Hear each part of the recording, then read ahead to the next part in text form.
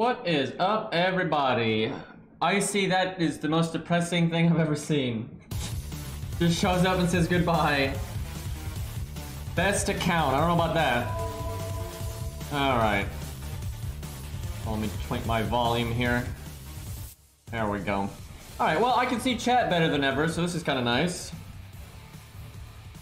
See how this does. Also, it frees up my second monitor so I can, like, manipulate the, music better.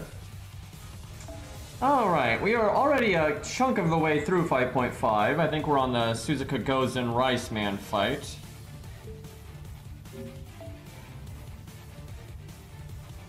Just use my FP, although, have I already done it? I guess so. Summon tickets, let's go. Give me Stheno. I can't believe I forgot to use the 4-star ticket on this account, dude. Well, you know, America. I'll take it. But yeah, I can't believe I didn't use the 4-star ticket for a Stheno copy.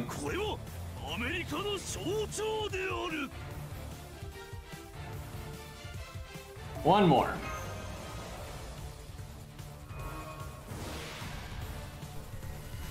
Alright. Off to war we go.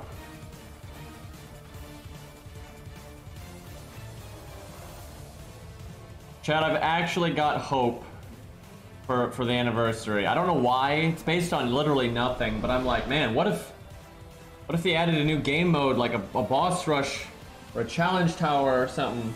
What if they revamp the UI? But yeah, I think I'm on copium. Like, unfortunately, if they add a new game mode, it's just going to be Grail Front, and it's going to be shallow and crappy, but, I really don't want that. But we'll see. Could be, maybe they'll buff Jekyll and Hyde, you know? That'd be good. I really don't have any hope, though, for story replay. I do not think that's going to happen until after 2.0, if at all. Especially with the second they started the Road to Lostbelt 7 nonsense, that just killed any hope I had for story replay happening soon. Because, like, right, what are we in? We're in Lostbelt, like, 3 for the Road to Lostbelt 4? Or Lostbelt 7? So it's like, it'd be so anticlimactic if they added story replay, and then they do Road to, you know, Lostbelt 7 and it's Lostbelt 4. No one would care! I mean, literally no one would care! Now, to me, that's a good reason to add story replay and not do the stupid shit that is the Road to Lostbelt 7, but, yeah, they're not gonna, especially a Japanese company, man, they're never like, oh yeah, no, this is a bad idea, we'll stop doing it. That doesn't happen, so. A lot of pride. Alright, this is, I think, the real fight with them. If I remember correctly, they NP'd pretty rapidly, and I think... I think it's like, you can't really damage them until they NP. And then, like, their shields go down, and then you have one turn to fuck them up. Pretty sure I just did this with Ku and Billy, and it was, like, pretty straightforward, but, let's see, what do we want to try here? You know, we could use Deermid if you can debuff the boss. I remember Clown Boy is good here because Gozen can get sure hit, which will fuck up, like, David. You don't have a lot of invulnerability as a like lower end count. Let's see. We got Stheno's buff removal though. That could be good. All right, chat. What lancers come to mind? Let's see. How about archers? Let me look at my own team real quick. Oh, hi, Cairo. Cairo, why don't you ever say anything nice when you raid me, huh? Imagine that. Like I just destroyed my. Oh, no, I think I was doing someone's like interlude or whatever. After I did the hunting quests. Cairo, do you think there's any chance Agravain is the anniversary servant because they're doing the Camelot medal hint? Like the bonus little thing, it's always a Camelot medal? Because I don't think so. I think it's like, if it's something related to Camelot, it's Galahad. This is what I think might be even more likely, is just a character that it's thematic for them to use Camelot medals, but they themselves aren't necessarily from Camelot, because they've already done that a bunch. Because they're not technically called Camelot medals. They're called like Great Knight medal or some stupid crap. It could be Galahad. It really could be Galahad though. I could see that. It's not gonna shock me either way. It'd surprise me a little bit because I think they're gonna save him, you know, for something in the story and all that. But I mean, Castoria was a big thing in the story, and they put her in the anniversary. So yeah, I don't think it's Agravain because he doesn't fit the bill for an anniversary servant, right? So I think Galahad would be more likely. I think it's gonna be Galahad or some knight thing that we haven't really. You're not going to think of, right? Because there's just so many options. Or it's going to be a Kodamine or whatever. But I don't think it is Kodamine. They do use Hunting Quest to hint at the next update. They've done that a lot. Like right before Jinko got added, they did like the statues and stuff. Korean Knight, yeah, right. I wish. Sir K, yeah, I wish. But those just anniversary is normally main story related, right? So yeah, I think like right now the options are like Galahad, Kodamine, although that seems unlikely. And now that I think about it, Galahad does seem kind of likely just because what else could be main story related? Well, I tell you what it could be. Actually, I tell you what it could be. It could be someone that's coming up in the main story that we just don't know about yet. Because we know Galahad's probably going to show up at some point. But like, you know, like with Castoria, we didn't really see that coming, right? Because we hadn't seen the hints yet. The hint was the anniversary. So yeah, it could just be some knight character that we just don't know of yet. But they will be in the main story. I don't think it'd be Guadia because I never really thought they'd do that for anniversary, and he's not even remotely, you know, Camelot metal or, you know, knight metal related, so it doesn't seem likely. Like, I think it's definitely going to be something that it would make sense to upgrade them with a Camelot medal, right? I really think that's the case. I think that's the hint that they're doing. Okay, what do we have for archers? We have... Oh yeah, and our Siegfried... No, I have not finished his buff quest. I started it, but I didn't finish it. Well, how about that? We got Robin Hood now. We didn't have him before. I finally leveled him up. Let's see. Alright, we got David. David's good. Alright, I kind of want to summon Diarmid. Unless chat's just like, oh man, I want to see, you know, X or Y. Like, if this is an opportunity for a Lancer that I'm, like, overlooking we don't use very often, that's fine. But Diarmid would be kind of interesting to see how he does. Let me tell though, because the boss has sure hit. Ku's obviously better because Ku has guts. Also, Ku hits harder now because Ku has an upgraded NP and has attack up, where Diarmid does not. Let me think. What's a Lancer? I mean, there's Vertra. That'd be kind of fun. He's AoE, which is kind of useless here, but what are some other Lancers? Might be interesting. I guess I could use my Lancers and we could summon the Gundam. We haven't really used him in a serious capacity. Taiga, that's interesting. Yeah, there's Ryoma. I don't know how applicable Ryoma would be here, but we haven't really used him in a serious... Lee, ooh, that's tempting. Ooh, yeah, Lee's tempting. That sounds kind of good. Yeah, Lee and Taiga are both really tempting. Gundam would be cool though, because there's a Saber here, and it's kind of fun to use him. But, yeah, there's Romulus. We use Romulus an okay amount though. I'm really leaning towards Lee, even though I've used him for a challenge quest kind of recently. I always like using Lee, and he's so overlooked. Ryoma would be interesting though, just because we haven't really used them ever since their release. Does anyone have them? Because I have them, but mine is 111, and I don't want to use, I don't want to use the QP on them right now. That's why they're 111. If someone has them, I might give them a go, and then if not, we might do 10k.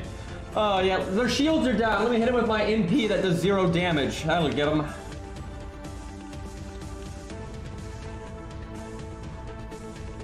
Alright, looks like no love for Ryoma. Alright, we might go for Lee then, because I think we have some people that have Lee. Sadly, I don't have a good Lee myself. I wish I could fix that, but... Yeah, there's a new CAD. That'd be interesting. I guess we'll just go with what we see, right? Because not a lot of people in chat at the minute, so we don't have as many options as normal. Karna would be kind of cool. Riceman does not have divinity, though. Oh yeah, Proto Ku exists! Guys, he's like Ku, right? Right, guys? He's got guts for the enemy sure hit, right? He'll live. He's good. Enemies are beasts, right? Honestly, I'm sure he could still do the job, right? He's got an upgraded NP. He is definitely more susceptible though to the sure hit thing. That'd be bad. Yeah, honestly, Benkei is close to being good. because he has a few good things in his kit, but they don't balance out the how much negative is in his kit. So if they can just get rid of some of that negative, he'll be fine. So he's getting there. Like, he's still pretty much useless, but he's on like the edge of like, hey, now I'm gonna be worth the damn. So not a lot is catching my eye here. It's a lot of the same old. A bunch of lolly dragons. I have to slot something on my main account here. Gotta find something interesting. I have a lot of lancers. The main issue is there is just no reason to bring AoE here, which kind of limits the fun. Because you only do damage with the EMP or the crit. I wish I had my own Ryoma leveled up, because Ryoma I would try. But sadly no one seems to have them. Okay, on my main account we've got Ku, Canis, Romulus, Enkidu, Scath. I kind of forgot about that one. Yeah, Scath's kind of interesting.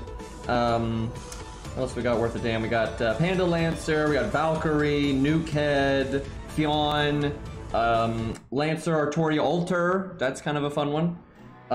There's Taiga, though my Taiga's a little scuffed, so that's probably not the best. And then Diarmid, that's what I've got. Scath would be interesting. I don't see why she would have a problem here, though. Like, she doesn't have guts still, but she has big nuke damage. Lancer Alter, though. I might try Lancer Alter, actually, and see if we can... The only problem with Lancer Alter is her damage is through crits, and you might get crits not on the turn that the boss has their shields down. But she does serious damage. That'd be kind of fun. Kind of want to try it, just to see. I mean, we might get wrecked, but... let's see if she can do it. We can always bring a backup Ku. We'll probably get the job done. Let me give her golden sumo. Because chat, when I put up a servant to be used on the stream, you know, I want to make sure that the, you know, have a good showing and they've got a proper craft essence to, you know, make sure they can actualize their capability, right? I wouldn't want to give them something suboptimal now, chat. That would be silly. Let's give her command codes too, real quick. But it's not on the screen because I'm doing it on my phone here. Where is she? I have so many characters in the level 80 range now. I have so many 4 stars. And I've got Medusa Grail to 80, I've got Visibron Grail to 80. So it's kind of a pain to find. Okay, I have not unlocked her command codes. So what I'm going to do is I'm going to unlock one of her busters. And I'm going to unlock her art. And... Actually, no, I'm not going to do that because her art I only have one art command code available, a key. So I'll unlock a quick. So we're not exactly giving her great options here, but I'll give her the battery one, or maybe Star Bomb. Nah, we'll do battery. I can find the damn thing. Oh, this UI never ceases to depress me.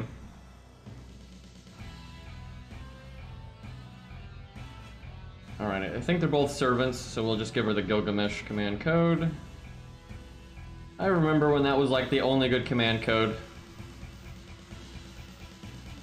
Command code scales so much though, because back when there was only like one good command code, it was like, yeah, it helps a little bit, it's not that big of a deal. But then there was 2 good command codes, and then 3. And then now you have all 5 of your cards have really good command codes on them, and it ends up making a rather large difference.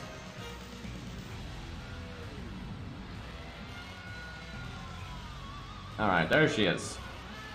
Oh god, mine's only 664? What? It's because I don't ever have any Lancer gems. I got so many fucking Lancers, dude. Okay, well, let me look real quick if I can fix that without it being painful.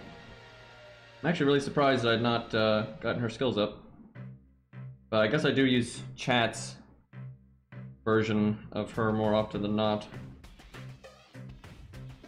Let me at least get her second skill up. How many lures do I have? I have 5 lures, chat. Oh boy. I don't know if I can justify... I don't know if I can justify this. 5 lures. Alright, we're gonna go... Chat, I hate to do this to her. This is like so scuffed. I'm gonna make her 696. Ooh. That's rough. I'm normally nicer than that, but he's got so many Lancers to worry about these days.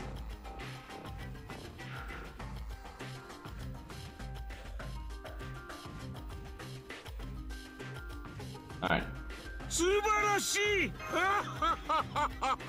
Hey, thank you for the sub, dude. I really appreciate it. 2 months.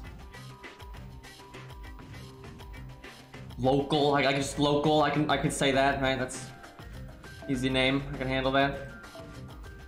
But yeah, I appreciate it, dude. All right, so we actually kind of need to kill Gozen first, though, because she's the one with sure hit. So let's think about this.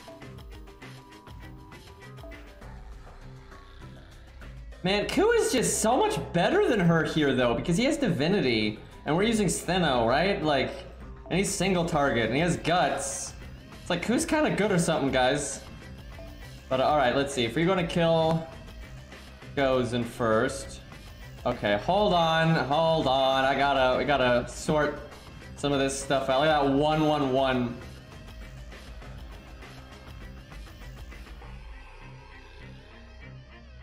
Yeah, you kind of have to yeet links these days with your bot, because if you don't,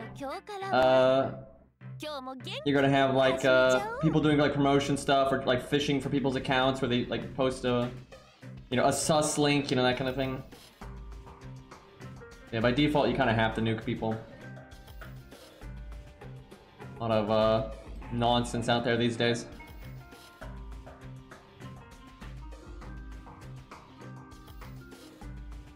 Alright.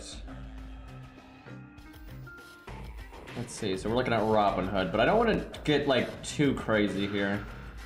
It's really good to get this skill up though. More uptime on poison. I can never remember if there's a poison command code in the shop or not. I'll have to check. Such a big deal for Robin. Makes his life so much easier. At least we get to 6. That's pretty painless. This skill is nice, but I like the Star Bomb quite a bit. Go with that one. The second skill is nice though, because Robin can actually loop with it if you get a lucky hand, even without Castoria or anything crazy like that. There's a poison command code in the maze event if you do that. Oh no, you're right. Is it available in the main interlude? I almost hope it's not available in the main interlude. No. No. I don't want to do it. Oh my, it is? Fuck. Why did they have to do that? Like, normally I'd be happy, like, yeah, they put the thing in the... Fuck off, dude. Why can't they do shit, like, for the events that are fun, right? Like, bring back, you know, you know, like when they brought back CCC, right? They didn't give it the, like, a lot of the rewards, right? They didn't get, like, the CE and all that. But why does the maze event get the command codes, dude? Because, like, CCC is fun to play through, right? It's a lot of boss fights and whatnot. The maze event is just fighting trash mobs forever. Again, they're just loading and loading and loading and loading. It's just one of the worst events ever, in my opinion. I really mean that. It's saved by having a good, you know, final boss and challenge quest and all that, but in terms of just playing the event, I think it's one of the worst events they've ever done. Even the Benny event is better. I wouldn't say that one is fun, but it's better than oh hey, I guess the free ones are is this free? Yeah, this is free. No reason not to get it then.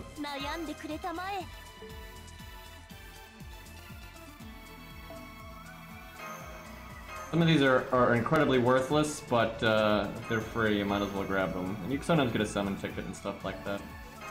Oh yeah, the CCC is free now. Why don't we just add it to the UI then? There's no point in doing it like that. Those are not free. Alright, let's see. Any poison? That's not poison. I need to buy this one though. This one is incredibly good. I should probably go burn something random and get that. The big one. That one's good, but no rush. How come, what the hell? This one is 5 rare prisms. And then this one, which is way better, is only 2. That is very strange. Alright, mana prisms. One's decent. There's curse. You get easy curse. There's sure hit, crit, start gen, heal. Okay, yeah, no poison. So there is indeed a permanent poison command code now, but you must suffer greatly to obtain it. That is a little frustrating.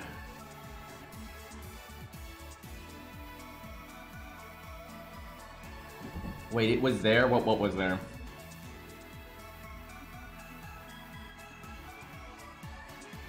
Wait, hold on. Did I pass one? Pretty sure I know what all of them look like, so I must have just not been paying attention there. Let's see. Oh, yep, right there. The soup. Okay. That one, I guess the other one, though, is easier to obtain in a way because you don't need any resources for it. So there's 2 poison command codes, then, that are obtainable at any time. Okay, I gotta burn something. Alright, what do we got here? Unfortunately, it might be Valkyrie, because I don't imagine us using Valkyrie, because we have NP5 Valkyrie on my main, so there's not a lot of reason to. Also, I have 2 Valkyries, and the other one's locked, so I just be going down to NP1 Valkyrie. So she's fine, chat. Like, she's like way down here. Don't worry about it. Where is she? I think we do anyway. There's always Europa. Yeah, see, there's Valkyrie. We'll be burning a NP rank. Just burn Herc. I know, there really is no way that we're going to use Herc on this account because we have the Herc account. Like, there's absolutely no way. But I don't see us using Valkyrie either. Valkyrie is divine, that's true. But again, we have a backup Valkyrie. Like, Herc is actually the practical thing to do, but I like Herc too much. So I don't want to do it. We have like an excess Valkyrie, so... Yeah, I think it's Valkyrie. That's pretty painless. Yeah, not Europa again. Yeah, she's had a bad time. I don't even dislike Europa, it's just we never need her, and rare prisms are good. I mean, seriously, rare prisms are really useful. They're an extremely useful thing to have, so... Yeah, there's Vlad too, because Vlad's on our ult account, and he's already like upgraded and all that, so... I don't see him using him over here either. But like, it's a dupe, right? Like, burning a dupe is no big deal. But I'll probably burn some other stuff later, because I really do want to get that command code that gives you Charm Immune and Petrify Immune, Sun Immune, Card Seal Immune. Very good. Yeah, NP1 Valkyrie is very bad damage, but we're not gonna need her anytime soon anyway. Wait a minute, I have to actually... God, fuck this game, dude. Like, Dude, like, Arknights has the same UI with their fucking map system and how they activate, like, story nodes and stuff, and you don't... It's not this crap, right? Because you click the node, and the story segment's right there if you want to rewatch it. If you don't want to rewatch it, it just goes straight to the stage. It's just so much better. Basically what they do in Arknights, on your map, when you click a node, when it pops up like this, way more useful information pops up, right? You've got, like, just... If you've already tried the stage and failed, you don't have to watch the story again, but there's a little tab to watch the story again if you want to, right? Just stuff like that, it saves you so much time. Where this game is just like, yeah, let's make you go through like 8 menus to do one thing. Right, no, that's not the one. You want that. And then Robin. Boy, wanting to burn Europa, Jesus. Violence. It's probably in my mailbox, because again, you just cannot make anything simple in this game. And you have to watch a stupid little cutscene. Yep, fantastic. Like these apples, though. We kind of need both of these. I think I'll take these because they're bronze. Bronze mats are always awful. Alright.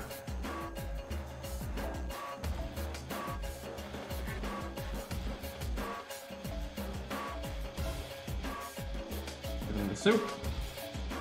If I remember correctly, that heals the opponent, but then it actually puts a stronger poison on them, so no big deal.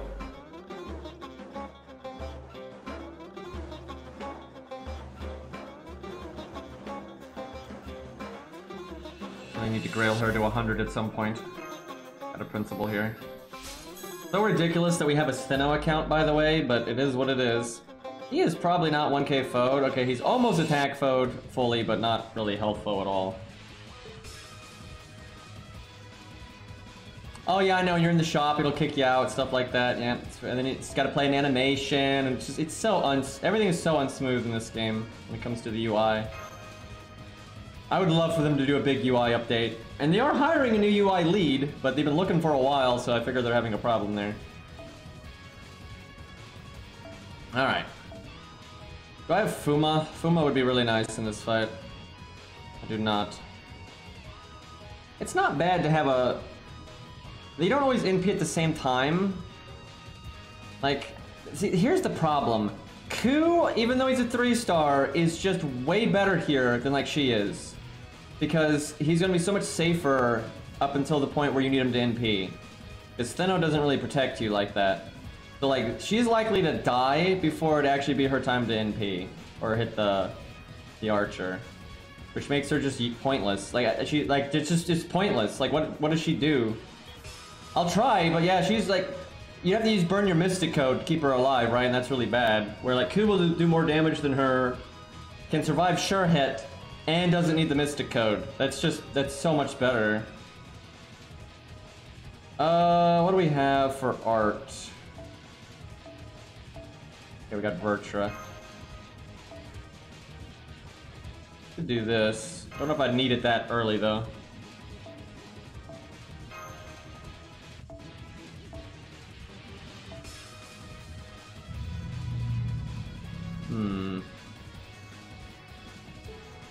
Could have another support. The main thing is we just need to kill Gozen. If Gozen dies, it's gonna be pretty easy. So I think in every way imaginable, I would be better off doing this than this. But we're gonna do this. And we're gonna see what happens. Default's probably fine. Don't think there's debuffs here.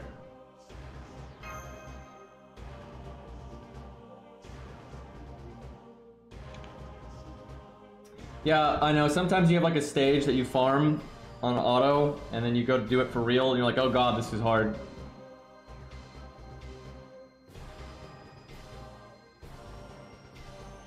I was actually doing that today because I leveled up Cutter, and I've never used Cutter before, and I wanted an auto that had Cutter on the team to get trust. Because Cutter has a module and you need 100 trust, and because she's a workshop unit, I've never had her in my base ever, so she had 0 trust, so... Like, uh-oh.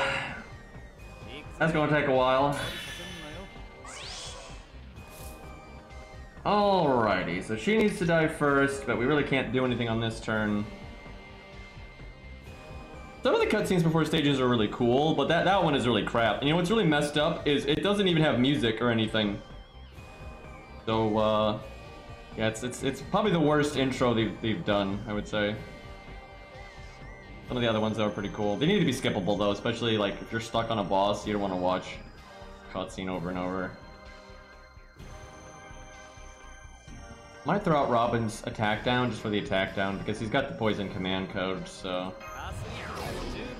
good way to stay alive longer here.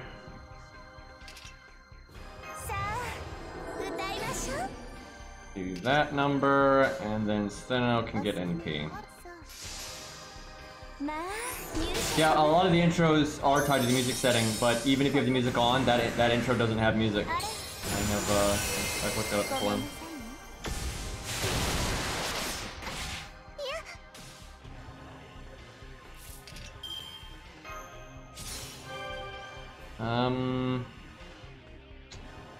It really gave us like the worst opening hands possible here. It's making me wait forever to do anything of value.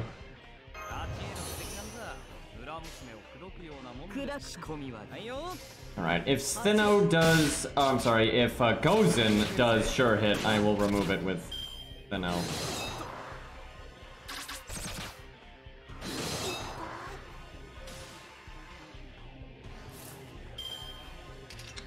And look, it's all of Robin's stuff. I can have them NP on the same turn if I want them to. I don't want them to. It's better to be able to stagger your NPs due to the way the gimmick is. You know, I should have done art quick art there. I could have used Lancer Artoria's Merlin command code.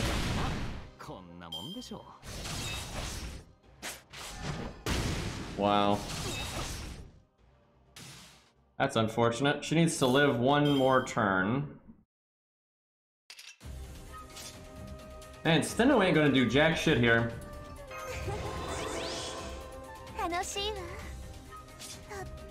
See, this is why Ku is better though, because like Ku could just survive this on his own, and I could evade Stheno, and then I could buff Ku, so he does more. I mean, Ku is just like he's just way better, right? And I'm not like it's not like Lancer or Tori is a bad unit, but I mean Ku is just so much better. I might as well NP Gozen just to get the defense down. Unless I want to focus on complete NP gain. I am pretty sure we'll get our NP just from that. Because we're gonna get attacked. Yeah, Rice Man out for blood. Triple no effect.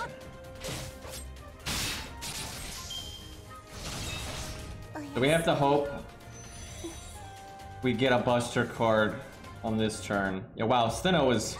I mean, Stheno would be actually a legit pick here if you had Ku on the front row. Then it's fine, but with this setup, there's no reason to have her on the front. You'd be better off with Hans, Mash, Mozart even, stuff like that.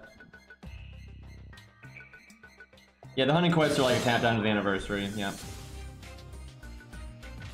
That's why I was saying the rare spawns in every node, all dropping Camelot medals, is absolutely a hint, because they've used them that way before. Alright, time to go Burr. She does not have sure hit, so I'm just gonna do this. Got a Buster card. Give me good RNG. Sadly, we don't have as much Star Absorb and as many stars because my skill's not at rank 10. If we'd have 2 more stars and a bit more Star Absorb. So like this 10, 20, 20 would probably be going to her. And there'd be more to go around. Give her the attack up. We certainly don't need it on Robin. I mean, if she crits, she's got it. I'll just have faith, chat. I'll just have faith. This has never gone wrong for anyone. Yeah, the anniversary should just be a set day, like, you know, the day the game launched, but that is not the case. They have had the anniversary on the anniversary before, though. I think they're starting it on the anniversary this year. I think the bulk of it is the day after, I think. But there were like 3 years where they did it like 2 or 3 weeks after the actual date, which was just nuts. Oh, hey, look. Whoa! Whoa! So we didn't need the crit, but we just hit for 204k. That's it. Her skills aren't maxed, by the way.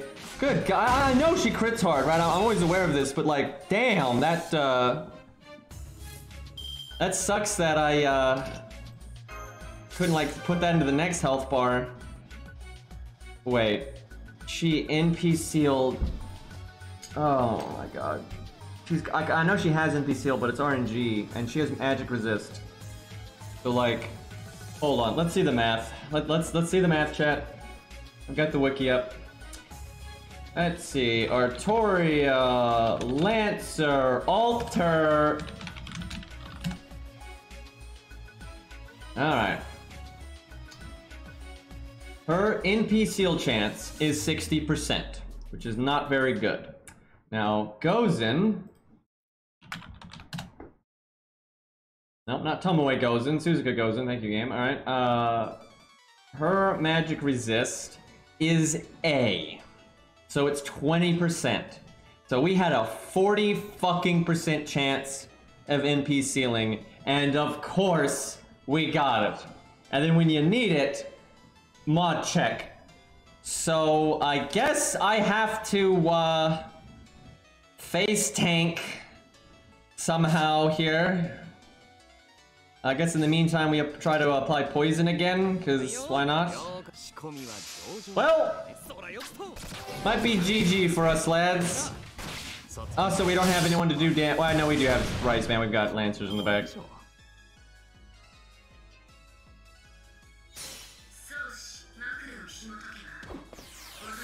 We might be dead, chat. This is what I get for doing a setup that I knew was suboptimal.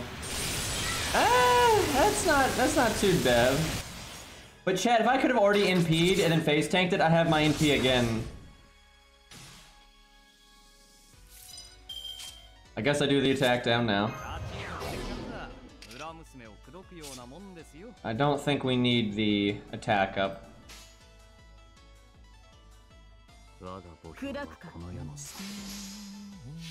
Robin, you may not have full foes or any of that. You don't have a great CE. You don't have anyone overcharging you. But you're still Robin, so I've got faith here. Yeah. I think he's got it. Yeah, they take more. I don't remember if it's more NP damage or just more damage, but well, what it is, they actually keep their shield. Like if you see here, they still have their damage resist, but the damage resist down is worth more. So like you'll still get bonus damage.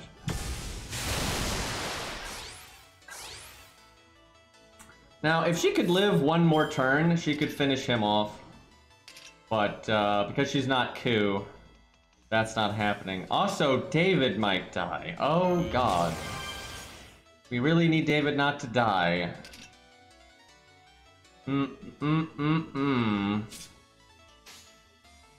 Let's see. Well, she's toast. If I NP sealed right now, we'd be in even worse shape because we'd lose the defense buff. So we don't do that. What do I do instead? There's not much I can do. I guess I make stars. Hey,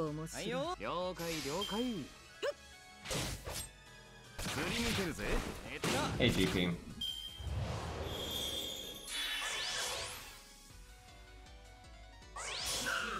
Alright.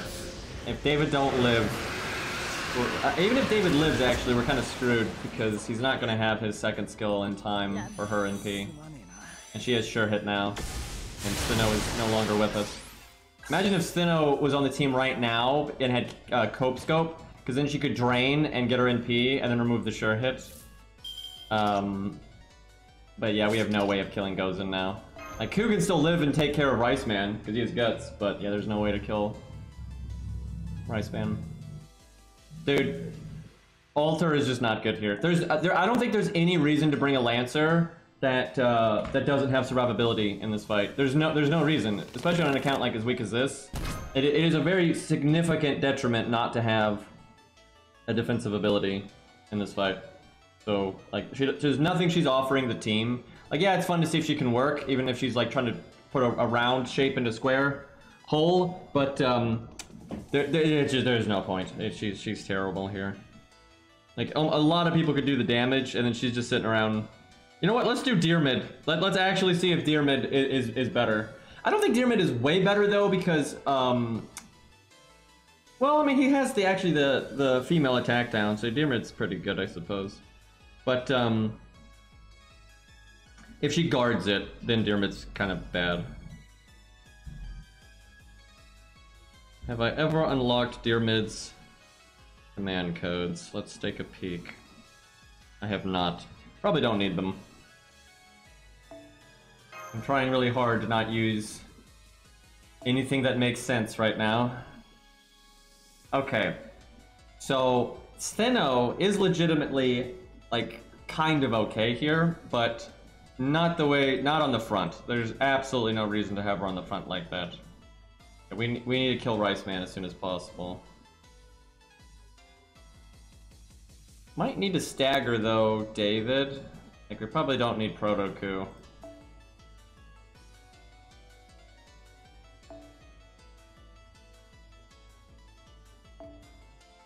It's always Mash. Mash is fine here. Regular Mash would be way better though. Ons is alright. Asclepius is fine. Really, you just want to maximize your survivability skills. Or just bring someone to yeet the sure hit. If it happens. Like, honestly, I'd bring the clown if I had him, but I do not. Maybe I want it like that then. Alright, yeah, that's fine. Do this. Give her a charge on death. Or just Cope Scope, never NP. Yeah, that's fine. Alright. This is so much better than what we were doing before.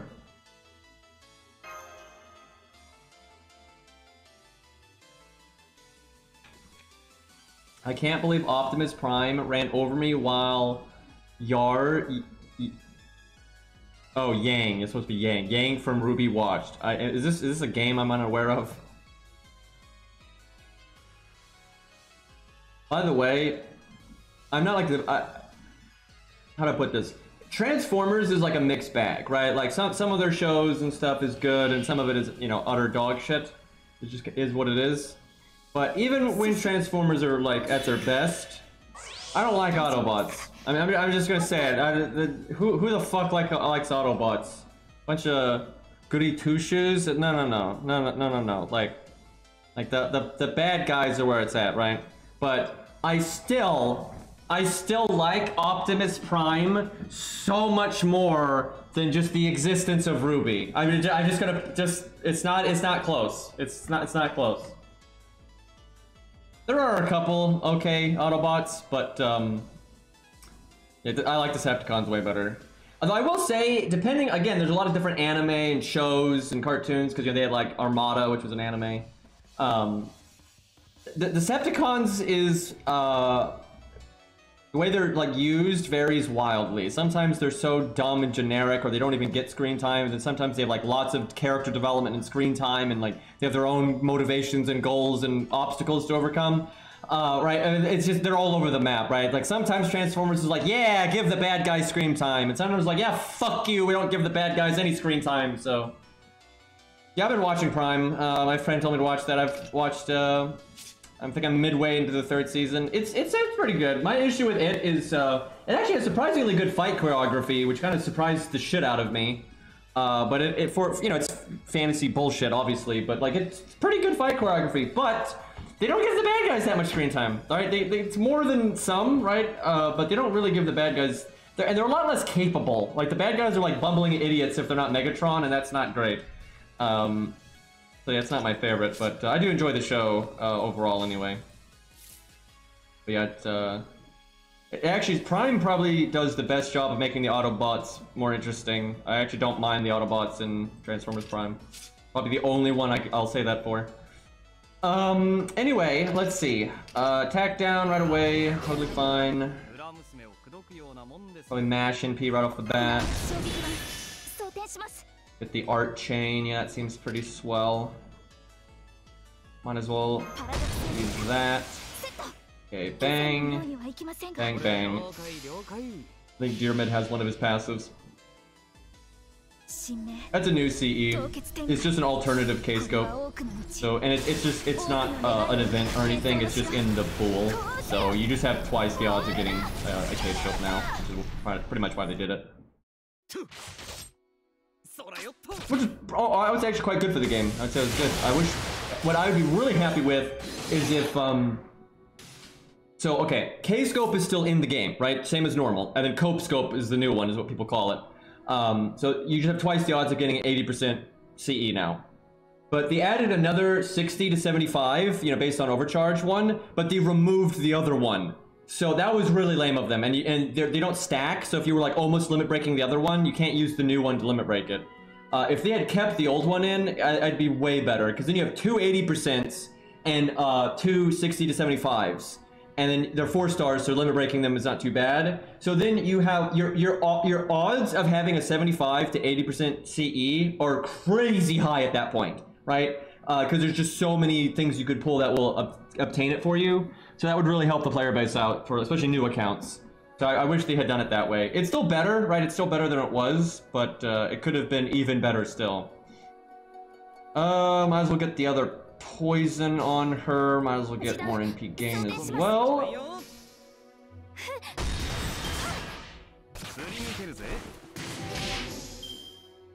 I haven't watched like the newest Transformers stuff. Can you not? By the way? God damn. Should have done my attack down. I guess I want Mesh to die, so I think I taunt now. Yeah, I wanted to die to the NP. Yeah, I don't think I needed to live beyond that. Not much I'm going to do here that's going to be relevant. Guess I can try to get Mash or NP in case like a miracle happens. Yeah, regular scope, K-scope is full attack, and cope scope is, or hope scope. There's a few ways you can put it. Cope, yeah, cope scope, it's another one. Yeah, copium scope. But anyway, that one's full HP, which might sound bad, but really for farming and stuff, it doesn't really matter. And actually for supports, it's better, right? Like generally the supports want to have the health, so. And you'll rather have an HP statted K-scope than no K-scope at all. I think that's pretty safe to say.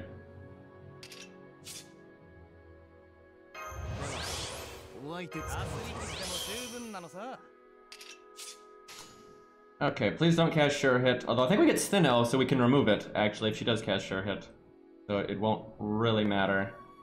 Then I guess I could get Mash NP in case she somehow lives, but it seems very unlikely. We can make stars, but that's not gonna matter next turn.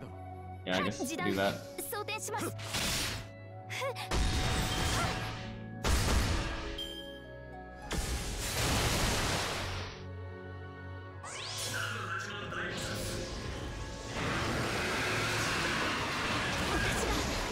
Yeah, she could have lived, I think, if she was at maximum HP. Yeah, it's only 10k. Alright. I do not want to NP drain her, that would be a catastrophe. Which is unfortunate though, because, well, if I want her NP, I can actually drain Rice Man and get my NP that way. Let's see, so this should have been David though. This should have been David. I thought it was, but I changed it. Because then I could evade right now, and then they live. Let me think about this. Do that. Let me think. So, he can break the NP now. Robin will probably live. No, Robin is definitely gonna live. He has defense up and the attack down. Yeah, okay, no, we just evade Deer Mid then. Actually, because Deer Mid might have lived too, even though he's being counterclassed. So maybe I could have given it to Stheno, but I don't think that's important enough.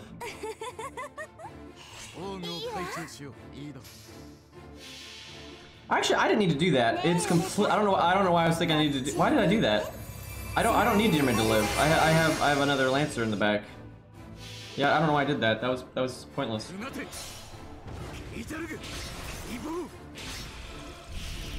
So we're gonna play.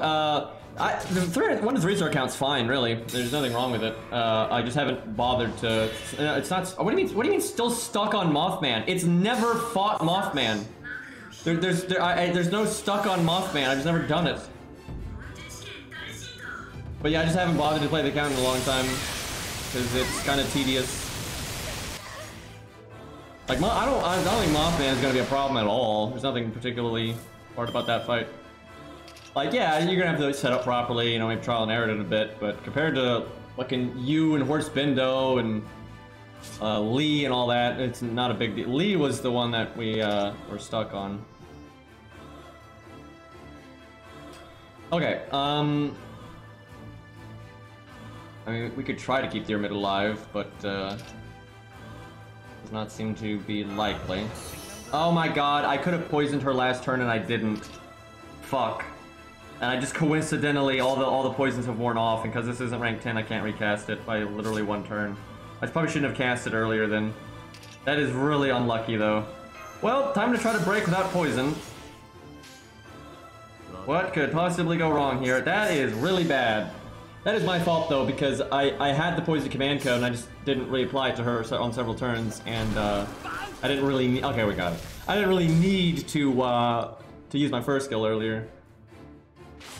Alright, we're fine. I'll just save it this time. Actually, if it lands, it should still be on her by the time she NPs again. Yeah, it will be. So I might as well throw it out. Well, there was no point in saving Deer Mid because he instantly died anyway, and I just have a different Lancer, so... Yeah, I don't know what I was thinking with that.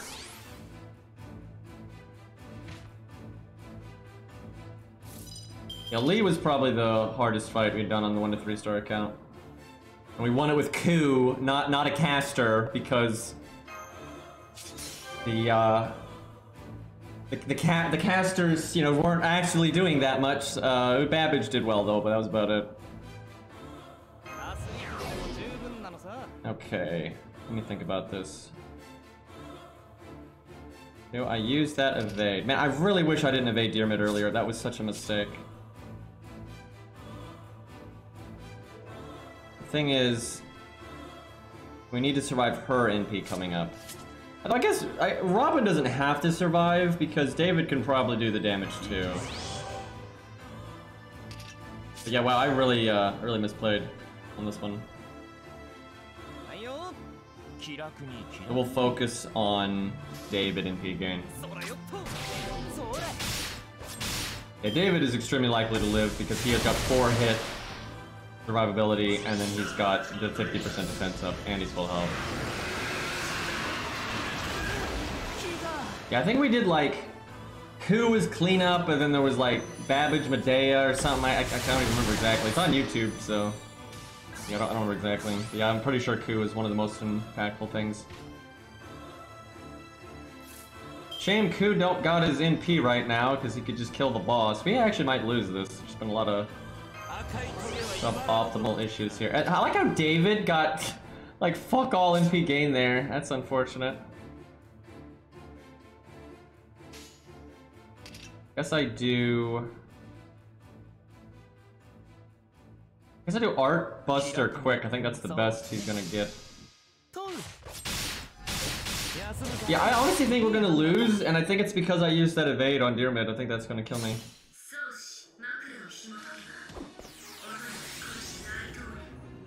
We'll see though. Yeah, I needed to be able to NP right there on Rice Man. And then, like, I needed her to attack David. Yeah, we're dead. There's no way. Like, no one has their NP. Well, he does. Ku does, but that's pointless.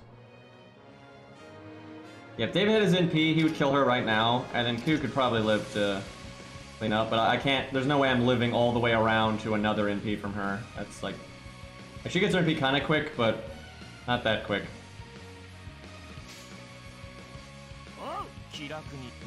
Where if I had saved that evade, I'd be fine.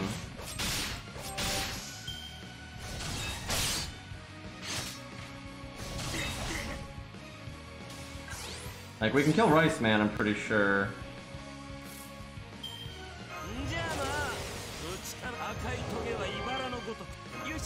I don't know, maybe David can do it. He might be able to do it. He'll have the heal and then the 50% defense buff.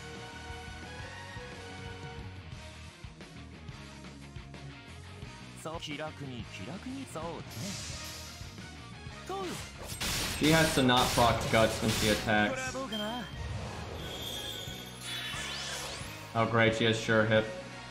Well, Dave, I wasn't counting on David having evade anyway. If he's gonna leave it here. Yeah, that's fine.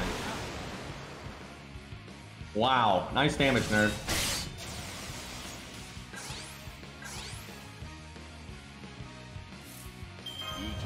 Okay, well, Ku is gonna do plenty, and David's actually at full health.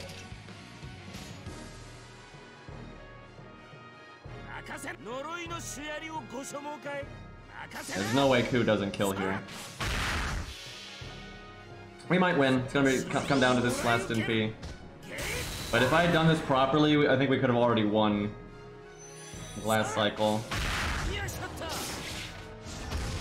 Alright, 50% defense buff versus her quad crit up. Thankfully, she has no crit damage up or attack up, so.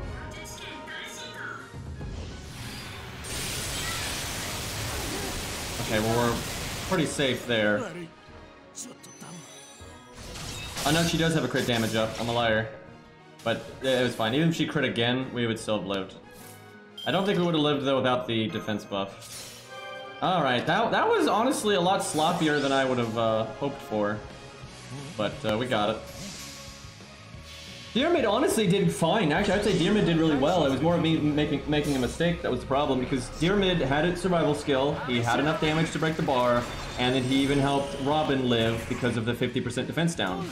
That was closer than I would have liked right there as well. But anyway, yeah, I think Dear Mid did pretty well. It was just I'm stupid and I gave him evade for no reason, because it didn't. Evading him just did nothing because he died before he would do damage again anyway, right? So like, why give him the evade? Because Deermid did save Robin, and that was actually really good.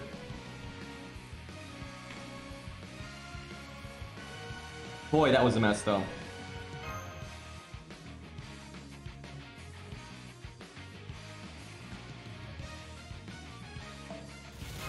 Block 3 Robin, yeah, it's because we hadn't leveled him on this account until today, actually.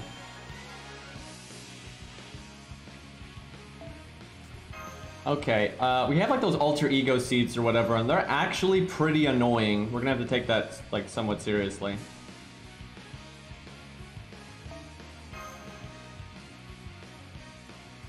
Oh no, chat, I'm gonna have to play Lostbelt 6.5 again someday. There's a lot of filler in that. Also, I have to play Lostbelt 6 again.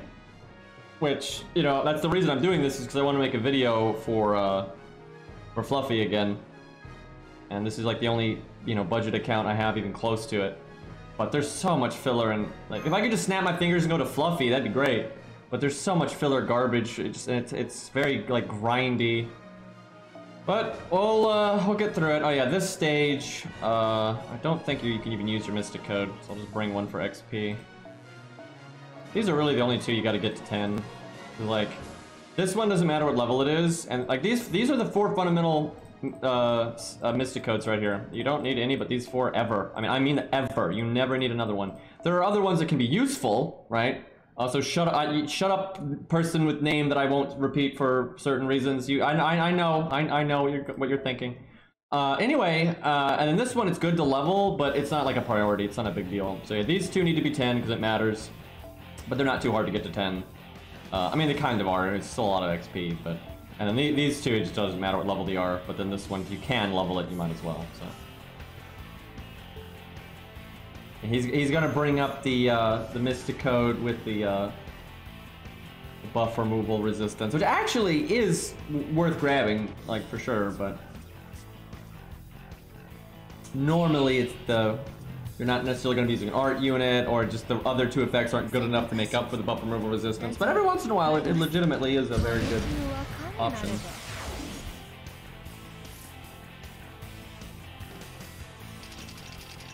Yeah, I don't think you have to actually accomplish anything in this stage. I think you just kind of wait around a bit. You know what? Let's go full NP game. Let's get the goods.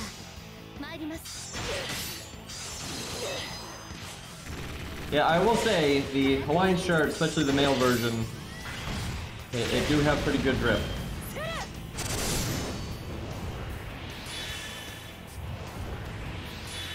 I can like stun you when you hit them, but I'm gonna do it anyway.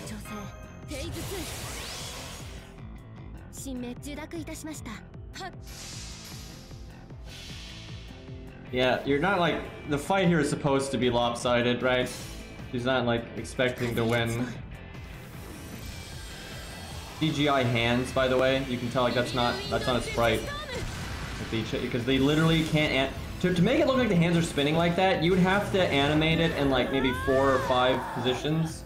You might even be able to get away with 3 when they're going faster, or even 2.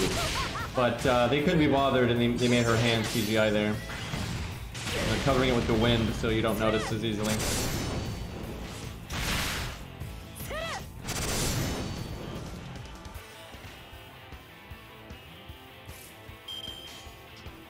Um...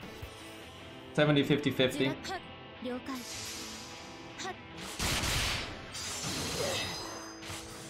Yeah, there's about 4 good fights in Lostbelt 6. That's about right.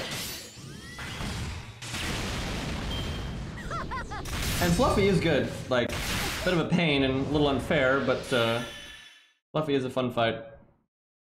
Or a rewarding fight, put it that way. Honestly though, a lot of the Lostbelts are basically filler, right? Like they're not, nothing's actually important happening, right? It's a side gig. Like Lostbelt 5 matters, Lostbelt 1 matters. I guess the end of 6.5 matters, but it doesn't have to be connected to 6.5. It could be anywhere. And that's about it, really. Like, am I forgetting one? Not really. Like, yeah, most of them are side gigs.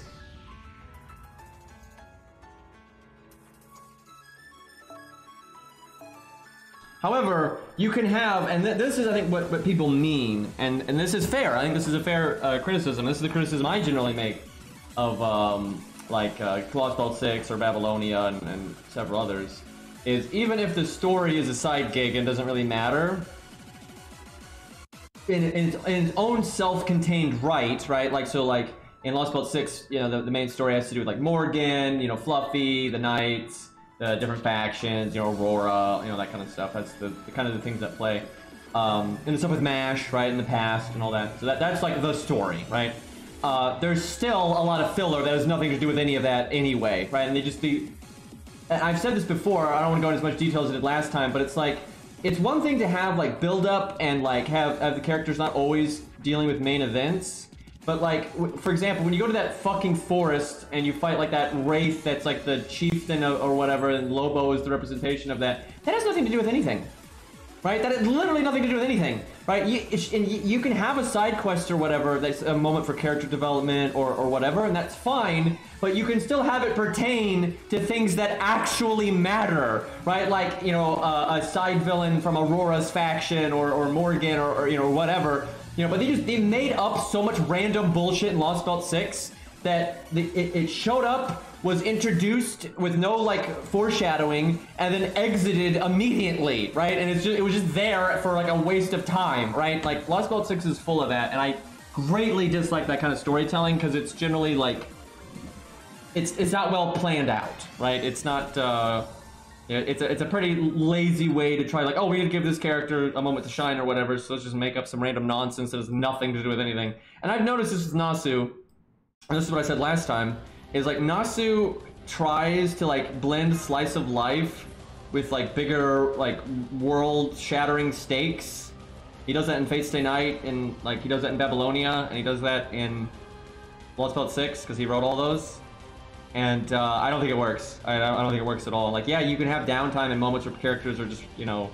But he tries to make it almost like slapstick slice of life in between. And it's really jarring. And I don't think it works very well. And then a lot of, like, the stuff he does, like the side questy stuff he'll do when he's trying to make it more slice of lifey, is just shallow, right? It's just really shallow. Like some of the stuff in Babylonia, right? Some of the side bullshit you do there is just so shallow. It's like, what the actual hell is going on here? Yeah, the different writers definitely vary in how they portray the main character. That's definitely a thing. I don't think Nasu really does a better job, though, in my opinion. I don't think any of them ever done a particularly good job, but they kind of do, and it's like, how do I put this? This is kind of mean, but it's really what I think, and it's how I see a lot of writers of, like, visual novels and light novels and stuff, what they do. They'll make a character that is incredible. They try to act like it's not a self-insert, but it is. And whatever personality traits they do have that are defined are, like, so, like, universally, especially, like, the anime community, accepted or liked or, like, relatable, but they're so weak and, like, generic in that sense. It's like, very rarely do I see him, because even Shiro is like that. Like, oh wow, he has a hero complex. I've never seen that fucking before. Like, do you realize how many anime visual novels and light novels there are that have a main character like Shiro? That's like that young adult age that has a hero complex? Like, that is, the reason they do that is because it's a very common, like, mindset of people in that age, but it's exaggerated, and people, you know, want to feel like they're the hero or whatever. It's not actually a character, right? It's like, it's not actually a character, it's a trope. It's like an exaggerated trope. And I find, like, a lot of, you know, light novel, visual novel style stuff does that. And I don't think that's really, to me, right, this is just subjective, of course, but I mean, who else, other's opinion am I gonna put out there? To me, that's not any better than just a full-on self-insert. You know, it's like an excuse to act like, oh wow, this is so much, you know, oh, look at this depth, but nothing's really happening with the character, right? They're still so vague, and because the main character in FGO is like that. They give them, like, you know, mild personality and, like, trauma and all this stuff recently, but there's really no character there. They don't have, like, a defined personality, if they're sarcastic, not sarcastic, or if they're brave, not brave. They don't have you know, a lot to them, and it's, again, because they want them to be you know, easy for people to like put themselves in their shoes, you know, that kind of thing. Which, you know, if people like that kind of character, that's fine, but I don't, right? I don't find that kind of writing particularly interesting. By the way, double coup just because I can. We'll see how this goes. George could use some bond here. Why am I bringing Mash here? That doesn't matter a whole lot. Yeah, Cope Scope on Proto Coup, let's go. Yeah, you know, I can appreciate a character that I might like relate to an extent or agree with or something like that. But generally, I just like observing characters in a story that I just find interesting. And actually, I quite often like characters that are looking at things from a viewpoint that is abnormal or rare or not one that I don't have. Just because, especially if it's written well, because it's interesting to see things from a different perspective. But you know, I get people wanting things to be relatable and whatnot, but a lot of like the air quotes relatable characters and a lot of storytelling out there, they're not actually relatable. They're like designed to be so lukewarm that it's vaguely relatable by anyone, and you fill in the gaps and you like make it more relatable. The character's not actually like you, right? And it's because making a character like the reader is impossible because there's so many different readers. So what you might have though sometimes though is someone makes a story, a movie, book, comic, whatever, where the main character or just a character is coincidentally like you, but they're a defined, you know, character that's fleshed out and all these things, and just on a rare occasion they just happen to be similar to you or have values similar to you, and because then you relate to that. But that's a lot more relatable to me than if a character is like just designed to be like pseudo relatable or like universal, right? I never really care for that kind of thing. Yeah, I know, like, they make the main character somehow get along with every story, which is impossible, by the way. Like, anyone knows anything about humanity and, like, human relations, the main character in FGO being able to get along with Columbus, Ku, Emiya, Artoria, Limbo, that's impossible. Like, it's not a matter of being skilled or anything, it's impossible. You can't, no matter, whoever is listening to this, no matter who you are, no matter what you believe, no matter where you were born, someone doesn't like you, right? And just won't, right? And then if you change yourself so that person likes you, someone else now won't like you. That is just how humanity is. There's enough people with enough perspectives and all these things that you cannot be liked by everyone. It is impossible. No matter what you do, it is not possible. And FGO has such a diverse cast with so many different motivations and goals and likes and dislikes, you could not possibly get along with every servant, right? Not even close, right? Like, cause like fundamentally get along with some of them would make some of the other ones hate you, right? That's just how people are. And they just get around that with like bullshit writing, right? Just straight up, they just get around that with bullshit writing. It's silly. Let's see, I guess NP gain is actually the important bit here. Yeah, like some people would hate you just for getting along with some of the other characters. Absolutely.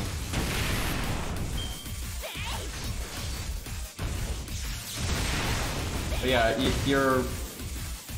you're anything in life. Someone doesn't like you. It's just that it is what it is. Not a whole lot of NP game to be had on this one.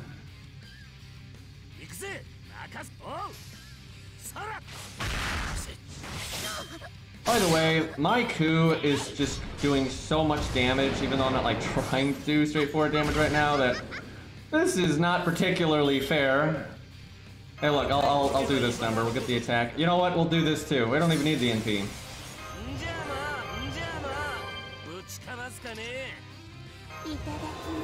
You know what, we could have Stheno do her and yeah, here we go. Get that defense down. Watch these numbers.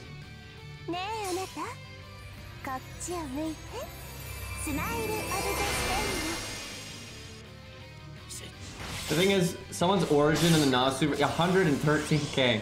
But yeah, someone's origin in the Nasuverse does not allow them to just like it doesn't manipulate how other people perceive them, or that's not how origins work in the Nasuverse. You're not going to have an origin that just magically changes the nature of humanity, right? Like it's not going to work that way. I think you might have to kill this guy first. I'll smack her a few times here though and see. I don't remember if she has like 3 guts or it's unlimited. And no, she does. It's not unlimited. Okay. Well, that's kind of sad. She's super wrecked there.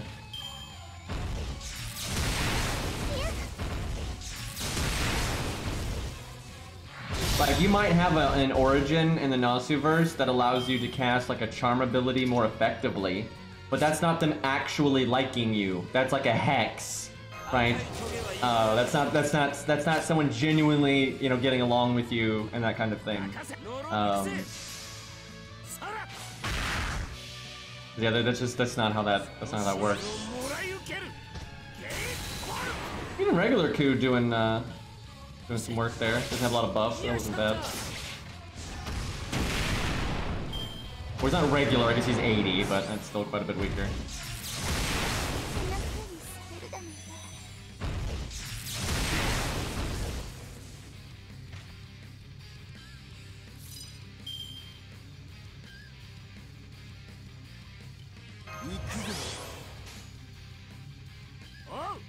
Well, pretty sure he's dead here.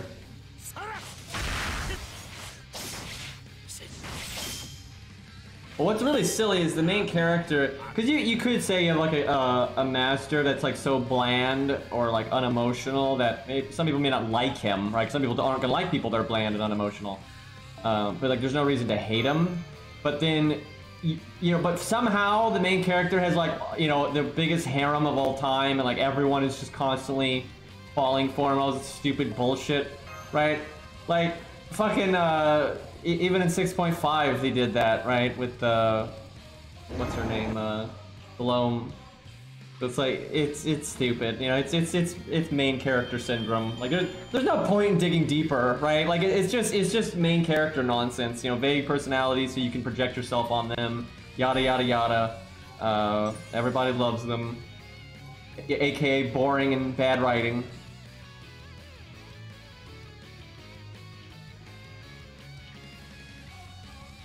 Let's see. Is this I don't think this is the actual boss fight with her. I think this is like a kind of a fake out fight. Don't entirely remember. We'll see. What's the character I want to? You know, I kind of want to use Ku again and like maybe do a solo or something just to have some fun. I haven't done a Ku solo in a little while. It's not on stream. Although maybe the ads will fuck it up, but you never know. Let's see. What else? What are my options here? Though we could do we could do a Mori setup. That's always fun. I accidentally just clicked Lostbelt 6 free quests. I'm trying to go to my command codes. What do I want to... You know what? We could use Canis. Then well, no, she kind of needs command codes too. They have a big effect, so I always feel bad when I don't equip them. You just hit harder. You can get your NP faster. You know, just a lot of stuff. That's really nice. I wish you get a presets though, because like there's a pretty standard preset of like Star Bomb on Quick, Merlin on Art, damage stuff on Buster, right? That's not necessarily the best thing ever, and sometimes you might want to do healing or whatever. But like if you don't want to bother, but you just want something, right? Like something useful, that's a really good way to go about it.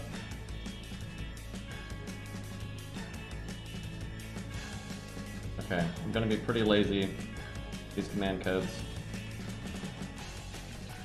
They'll be like in the ballpark of making sense here.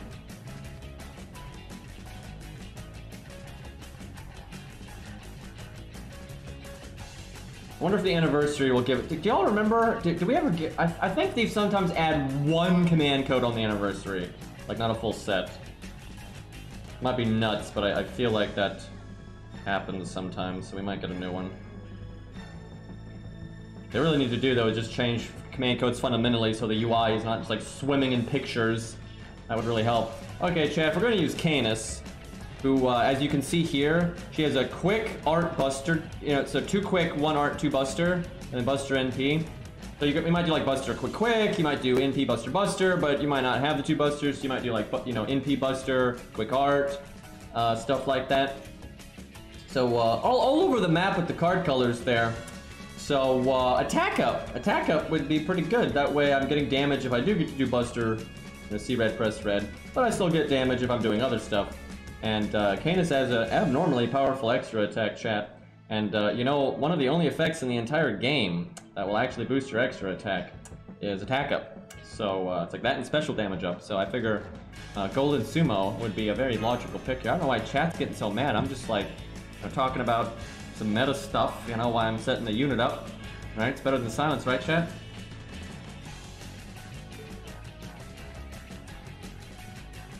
Alrighty, let's see. How do we want to use Canis here? Now, there's no archers, but, you know, whatever. Let's see. There could be debuffs. I feel like there are, like, stuns or something. Let's go with Chin Gong.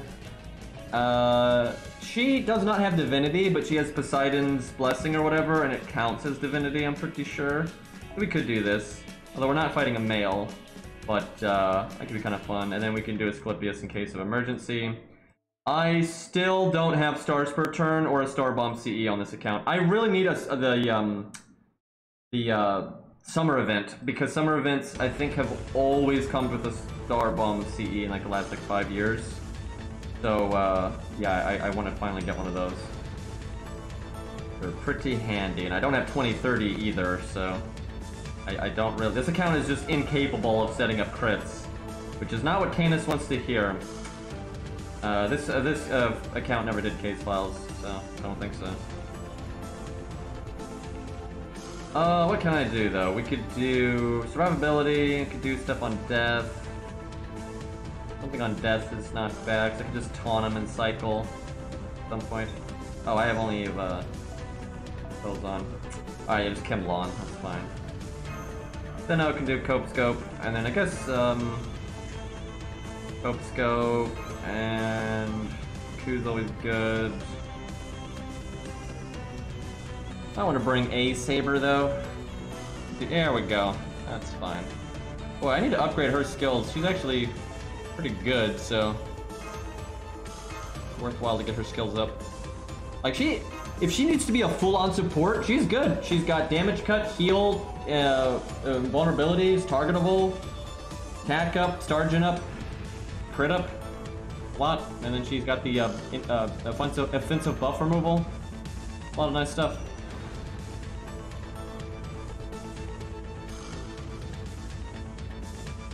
I gotta finish those Siegfried strengthening quest, and then this account will finally have some sabers worth a damn.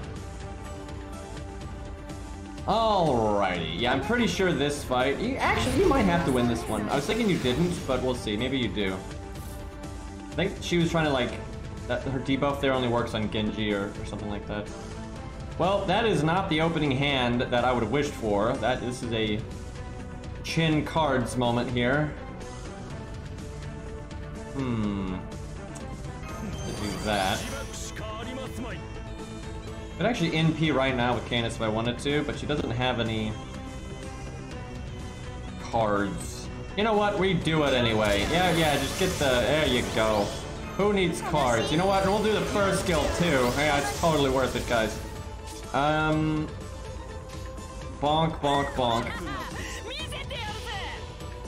I guess I could have given her the attack up there. Actually, I should have gotten Atlas, I think there is a stun here. I have memory of that. Yeah, I should have done the attack up there. That would have been worse. Probably would have... I don't know if it would have killed that 70k guy, but it would have gotten him so low that he'd be like toast. Hey, look, stun! Yep, should have brought Atlas. I'm actually going to reset and bring Atlas. That's so... Cause like, now, that's where all my... And look, all of Canis's cards. Right? Like, that's just so fucking stupid there. Actually, what would be really good here is a taunt, because then you can guarantee that you don't get stunned on the unit you care about, like George. George would be really good there.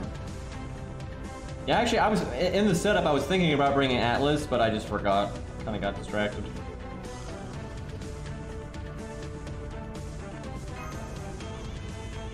Yeah, actually, some of my keys have faded, so I can't see the letters on them. I actually have a backup keyboard. It's brand new. Haven't touched it. And I just haven't bothered to plug it in and switch it out. Because actually, there was a time where my keyboard just all of a sudden stopped working. Just out of nowhere. I was playing EDF5 with my friends, and it just suddenly stopped working. And so I figured it was, you know, just old and dead. You know, I tried a few things, make sure it's plugged in properly, that kind of stuff. And so I just immediately went to Amazon, ordered a new keyboard. I was like, you know, no big deal. And then a little while later, I was kind of messing about trying to figure out what was wrong with it. And I just uninstalled the keyboard driver and reinstalled the keyboard driver, and then it started working perfectly fine again. But then the keyboard showed up, and it's just chilling, so... Okay, not much of a better hand than last time, because, like, these two cards just don't do anything for us. But, you know, I don't think we actually NP here then because of that. Like, that really is not a good hand. I'm not rich. I mean, it costs like $15 to get a keyboard. My profession is involving my computer, so obviously if I think something like my mouse might be breaking or my keyboard's gonna be breaking, I'm obviously just gonna replace it.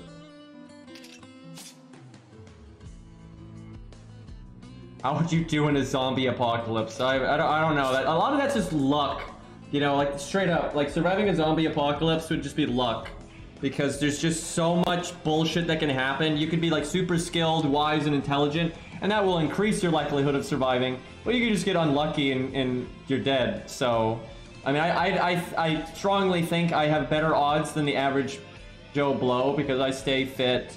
I know martial arts, I know MMA, I've trained a lot of weapons, and not like in a, you know, memey dumbass way. I know practically how to take care of myself. But yeah, you get mobbed by 30 zombies in a bad spot, and it's not, none of that's gonna matter. I mean, literally none of that's gonna matter at all, right? You know, I have things around my house that would be useful, but yeah, it's RNG, so I feel like the odds of survival are low no matter who you are, really. Unless you're like a millionaire that owns like a bunker, right? And that kind of thing, you have like a bunch of bodyguards, right? Then you have way better odds, but aside from that, yeah, it's pretty much random. Also, by the way, you only have to survive though like 48 hours, because after 48 hours, all of the zombies are going to be dead. I mean, all of them. Fundamentally, there is no way for a zombie to live for more than like 48 hours.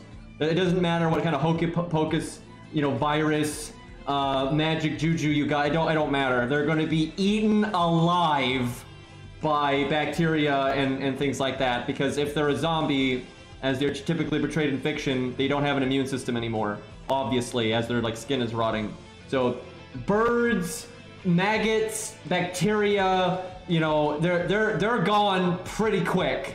Like a pretty short shelf life there before they stop being completely inoperable and incapable of movement in any way. So yeah, you only have to survive like 48 hours, but with how, you know, rapidly that, you know, that kind of thing can spread and whatnot, your odds of survival are still pretty bad, right? Again, if you have a bunker, right, you got like a really good underground bunker or like a really security heavy cellar or whatever, a zombie's not gonna like, bite through the steel. It's not even gonna try. It's gonna go somewhere else.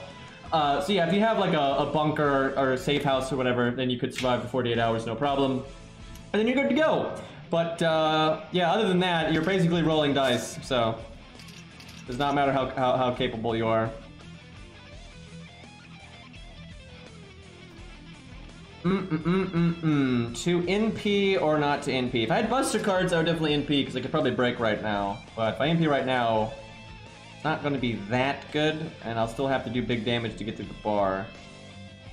I'm gonna try to kill this thing, though, because it's pretty annoying. I don't have the damage for that, though. But we might as well try it, because if we get rid of him, that'll simplify a lot. If I just had a Buster card, this would be fantastic, because we have the Buster up. You know what? I'm gonna throw this out. I don't really need it, but I'm gonna throw it out, and then I'm gonna do that. And I'm actually gonna taunt her, because she's taking like no damage right now with these buffs. So getting attacked will refill my NP. So yeah, I might as well. And if I get stunned, I will just remove it. And then maybe we kill this guy and we don't get stunned.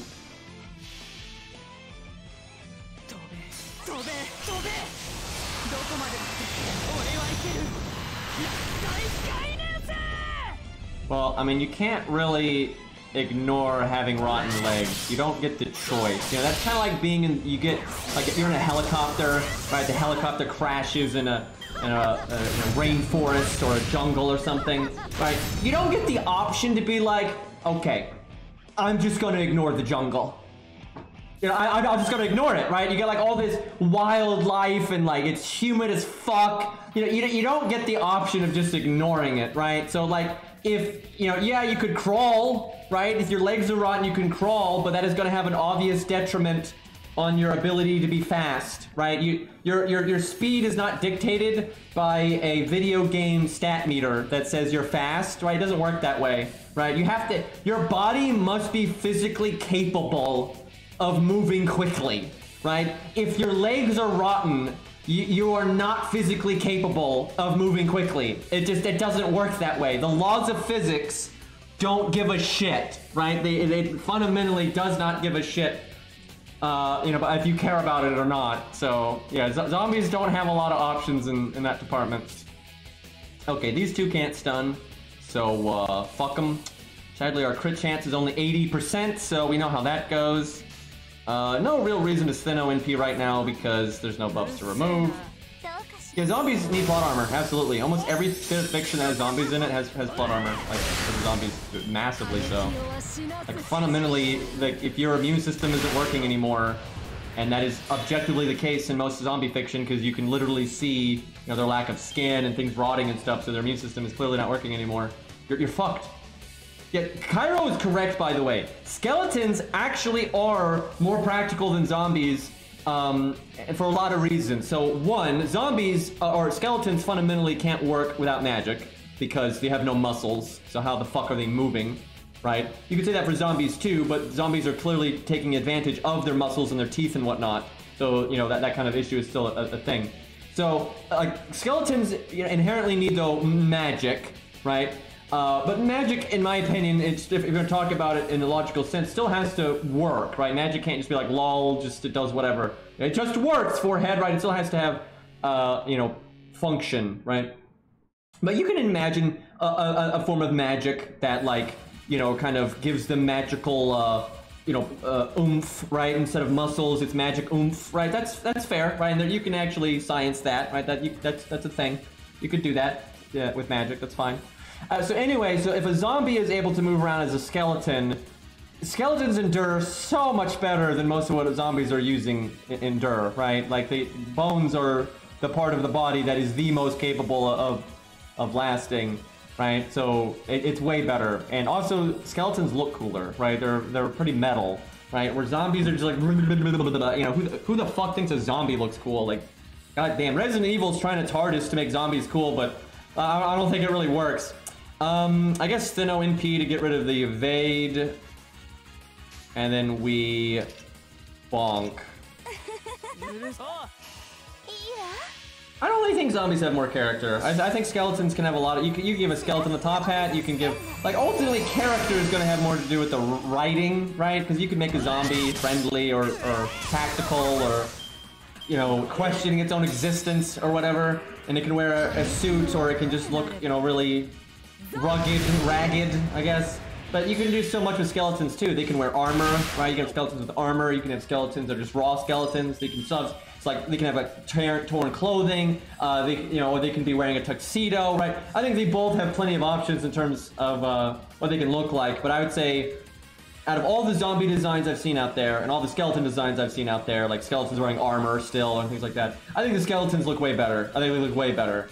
But in terms of like them having, you know, like character to them, that's just up to the writer, I would say.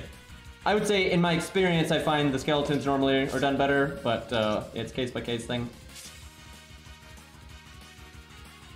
I mean, you can have... I've seen plenty of skeletons with visible cause of death, like they'll have a crack in their skull, or an axe still in them, or arrows in their rib cage.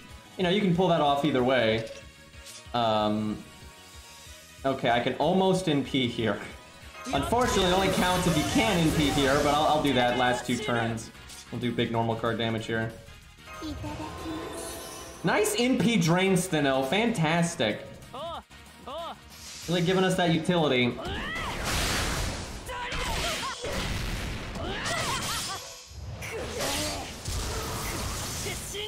Well, I want to tell you, if we're talking about like fantasy creature archetypes, I think one of the ones that I both like the most and dislike the most are orcs. They are all over the spectrum in how they are portrayed. And when they're portrayed badly, I don't care. I do not feel like listening to this song. Hold on, let me just find something different here. What do we got? There we go. Anyway, so like orcs sometimes are, you know, very brutish and dumbass. Sometimes they're in the middle. You got like Warhammer orcs. You got Swark right there. You got like when they're like pigs, you know, which that's like the worst. You got like so many options. But when orcs are done well, I really like orcs actually. They some of the portrayals of orcs that are done really well, I always enjoy a lot. And they're green, normally, not always, but normally they're green, and green's good. 40k orcs are normally the kind of orc I wouldn't like, but they're done in a way that I can't help but like them. Like, how do you not, how does, you know, it doesn't have to be 40k, just, I mean, the 40, let's be honest, let's not lie to ourselves. Warhammer orcs and fantasy Warhammer orcs are literally the same fucking character, they just have different technology available to them. Anyway, yeah, generally that, like, brutish, you know, dumbass kind of version of orc I wouldn't care for, but they are so likable in Warhammer that it doesn't matter, and I like them anyway. So yeah, that's the exception that proves the rule, I would say. I liked orcs a lot in Warcraft until Warcraft became the... You know what's crazy? I was talking to Lost about this. There are probably more people in like the gaming community now that only know Warcraft since its fall, right? Like since it got lame, right? Because I would really say that Warcraft is lame now, and it's been that way for a long time. Like it's really lame. It is very bad writing. It's, you know, Blizzard is a joke.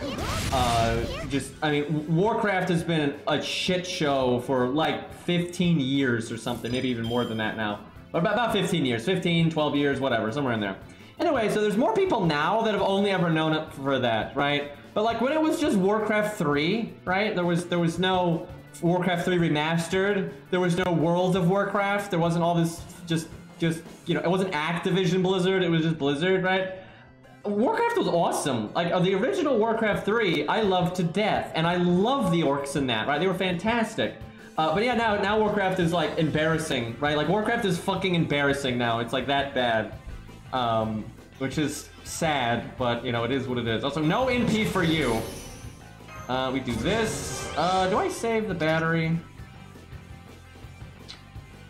Okay, I'm gonna do the attack up. I don't think there's any reason to save the battery. So, Stheno is gonna be violent now. But there was a game called Lineage 2 that had really awesome orcs. They had a very interesting backstory and they had very unique designs. They were kind of like, you know, they were still green and they were the biggest race, right? Typical stuff, but they were like very, kind of a mix between like Native American tribes and like Nordic stuff, kind of. And just fantasy bullshit, obviously. But they were pretty awesome, actually. Really, that was like the best part of that game, was the orcs were pretty dope. Okay. How much damage can we do here?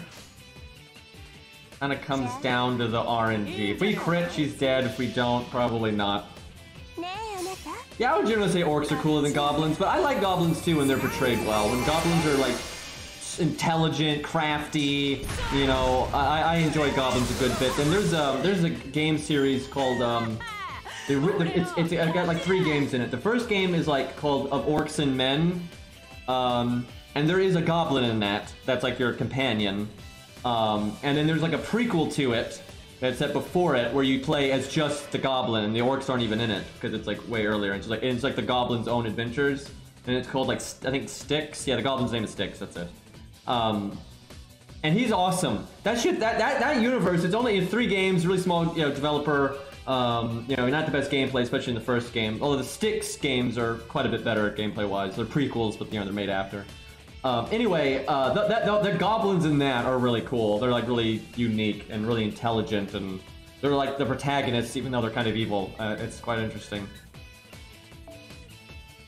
Best Lord of the Rings faction, probably like, it's not really a faction, but like Uruk-hai. Uruk-hai are like the best thing in Lord of the Rings. Here's the thing I don't like about Lord of the Rings. In Lord of the Rings specifically, this is not as bad in the surrounding stuff, right? Like the Silmarillion, however the hell you say that. But you know, Tolkien did more at the universe beyond Lord of the Rings, but Lord of the Rings is like the famous bit, and like it's the most flushed out, right? But the bad guys in Lord of the Rings are idiots all the time, and it's because Lord of the Rings is completely from the good guy's perspective. It's a you know, a very journey type story. You know, it's that kind of thing. You know, good versus evil, all that. And because of that, the bad guys are just fucking stupid. I mean, they fail constantly. Sauron's a moron. They try to make them seem so threatening, but they never are. They all suck all the time. Now, they're better in the books, because like the Easterlings are like badass in the books, and even when Sauron dies, the Easterlings keep like fighting to the last man and like, you know, put up a ridiculously good fight and stuff like that. So there's like badassery for the bad guys in the books, but absolutely not in the movies. And even in the books, though, they're still mostly incompetent as fuck.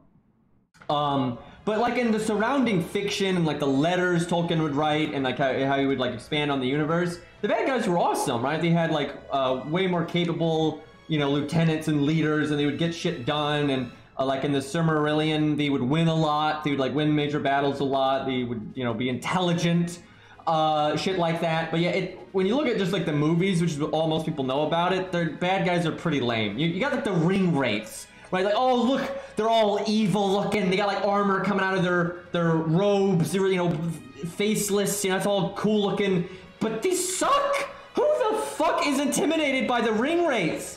Dude, they're scary for like 2 seconds, and then you realize, oh, they're morons. Oh, you poor bastards. Like seriously, what do they ever do that's competent? Literally ever. There was like what, 6 of them fighting one dude and midgets, and they lost. Like, bad. And then they got ran over by water because they didn't know how to go sideways. Right? Like, they literally ran away from the stream by going down the stream. And, like, hello? Like, you're supposed to be, like, the strongest minions of the bad guy, and you're running down a stream to get away from the stream. I'm like, this is like, are you a 5-year-old, right? It's like they're so unintimidating. They fail constantly. They get their ass kicked constantly.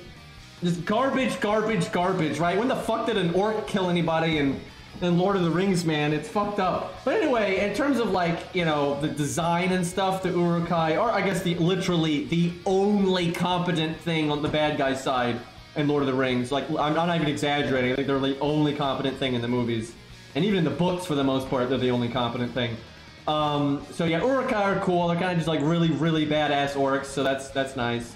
But then the Easterlings are cool. I think the Easterlings are pretty awesome. They're not really in the movies, but in the books, they're actually like the most competent minions for the bad guys. And like they lived beyond Sauron, right? Which is pretty cool. And the giant elephants, I forgot what that faction was called. They're barely in it. They're not in the books really or the movies. Haradrim, I think? Was that their name? I think I'm conflating something. Anyway, they were pretty cool. I mean, seriously, who doesn't like a giant fucking elephant war machine, right? That's pretty cool. But, am I fighting her again? I think I'm fighting her again. I know when you fight her, like, for real, there's no Lancers.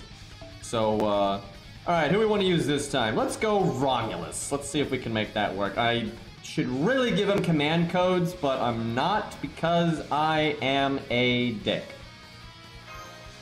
Yeah, Haradrim were like pretty cool.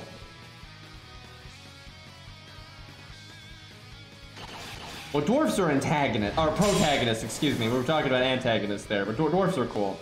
Generally, when you have like typical fantasy, and this is actually why I like the original Warcraft. Now, this is not, you know, true for Warcraft anymore, but Warcraft did the typical, you know, orcs bad, humans good, but then they, as the story went on, they really kind of flipped that, and they show a lot of like human corruption and like enslavement, and there actually are orcs that are good and, you know, more like noble and that kind of stuff.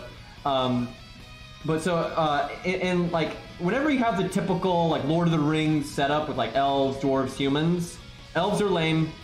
Elves are lame. They're fucking. They're pansies. I don't like elves. And they're just born with bullshit abilities. They're so just no. Elves, big thumbs down. You know, humans are humans. Not much to say about that. But then dwarves are good, right? I thumbs up the dwarves. They're cool. They got beards. You know, like who doesn't like dwarves? They like axes and stuff. Yeah, that's good stuff. And they build cool looking forts and all that. Yeah, dwarves are good. But fuck the rest of them. All the other good guys are generally lame in typical fantasy settings. Alright, let's see here. So this is pretty much the same fight again, but there's a different gimmick. How do we want to go about this? We can NP turn 1. I guess we NP turn 1 again, and then we try to NP again as fast as possible, although we have no battery beyond our first NP, so that's not exactly likely to happen. Actually, I could have saved the second skill, I suppose, but, I would prefer not to die. Although, actually, because he has invulnerability, I should have saved it. Yeah, I could have taunted, too. Well, I guess I taunt anyway. Yeah, I should not have done the second skill, though. That was a mistake. Minor mistake, but still a mistake.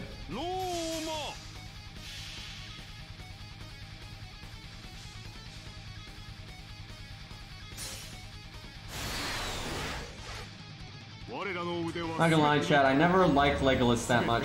I don't like hate him or anything, but like in the books and all that, I never really cared about Legolas. Like, I'm pretty consistent with this chat. I generally like the side characters and the bad guys. I think anyone that's watched me long enough has probably picked up on that by now. It's pretty rare that I give any shits about the protagonists. Now I like Gandalf. Gandalf is dope. You know, Gimli was pretty dope. Aragorn's okay. But, yeah, I don't care about Sam, I don't care about Frodo, I don't care about Pippin, I don't care about, like, the overwhelming majority of protagonists, and most things, not just Lord of the Rings, I do not care about, like, at all. Legolas is, like, neutral. Well, Boromir's good, right? Because Boromir's interesting because he's, like, he's one of the only instances of, like, on the good guy's side of, like, a person that has pros and cons, right? So he's one of the only examples of that. Lord of the Rings is very black and white, which I'm not really a fan of, to be honest, so. Alright, I could remove buffs here. Yeah, we'll do that. And we missed the NP drain again. Fantastic. Alright, we'll do this number. Hopefully we crit. If we do, we actually might break. Yeah, the trees are cool, but they're not exactly protagonists. They're on the protagonist's side, but they're not like the... Like, a protagonist is mostly, like, the how do you put this? Like, the perspective of the story, the heroes, right? They're the ones that you're following, that are, you know, because, like, the Ints, I think the Ints are, like, on the side of air quotes good, right? But they're not really protagonists. The story's not following them. They're not, you know, like a protagonist can be evil, right? Obviously. An art chain here. We're about to lose our stacks, unfortunately. We certainly are not in ping again. But yeah, like protagonist doesn't mean... It doesn't necessarily mean hero, but I would say like 90% of the time that's what it is. It's from the hero's perspective. And even hero you could be evil, right? Like hero is not necessarily a term that means you must be good, I don't think. Okay. Kind of weird to do that, but get those Roman stacks. You know what? I need to cast my second skill again. This is not going nearly as well as it did with Canis. We just don't have nearly as much oomph. But the thing is, Romulus actually scales better though if you're working with higher end supports, because your NPing rapidly is really powerful. Although Canis NPing rapidly is powerful too, because her NP damage buff lingers.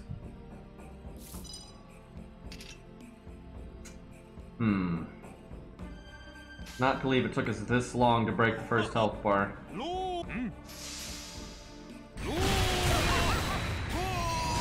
Yeah, a big part of why I generally like villains is one, I don't like that the story wants me to root for the perspective characters, so a lot of times I just don't.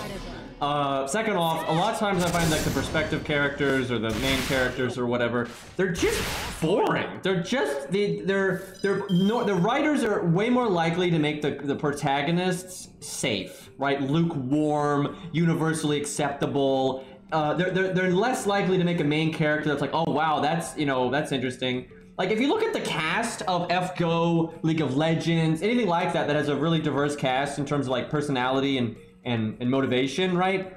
If they're gonna make an anime or a book or a movie, they're gonna pick, like, the most boring, fucking lukewarm characters to be the main characters. When you have all these other characters that would be like, wow, that'd be cool if they were the main character, but they never are, right? So yeah, I just find main characters so dull most of the time because they're almost always the lukewarm pick. They're like that, anybody can relate to this type thing, and it's just fucking boring. Where villains are more, not always, villains can be really shitty too, they can be like really generic and bland, but villains are more likely to have a more interesting, you know, setup or dynamic in the story and whatnot.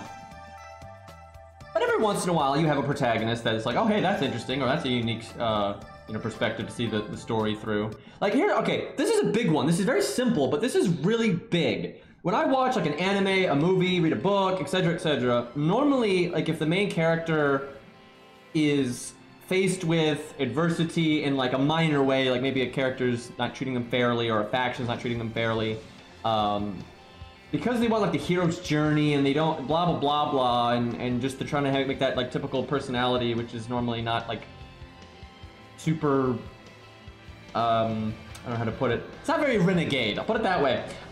So a lot of times the main character's reactions to like the way other characters are treating them or the circumstances that they're in are really pussy.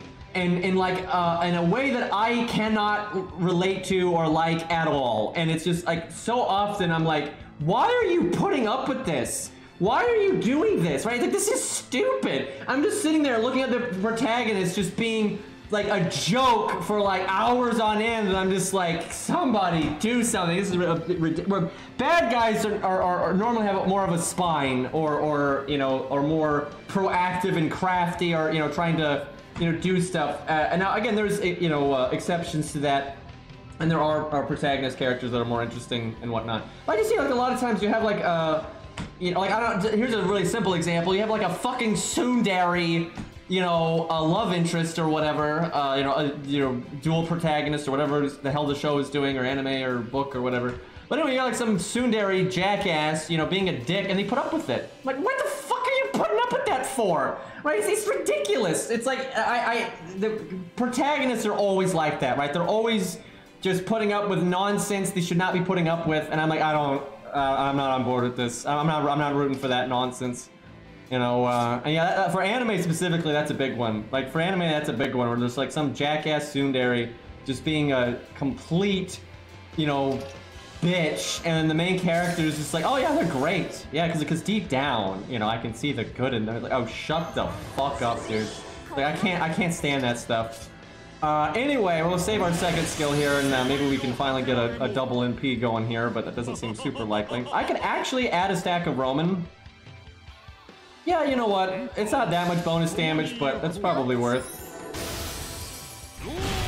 Tsunderes are just a really good example of what I'm talking about. There is a million other things, but tsunderes are just a crystal clear example of what I'm talking about. So they make very good cannon fodder, I'll put it that way.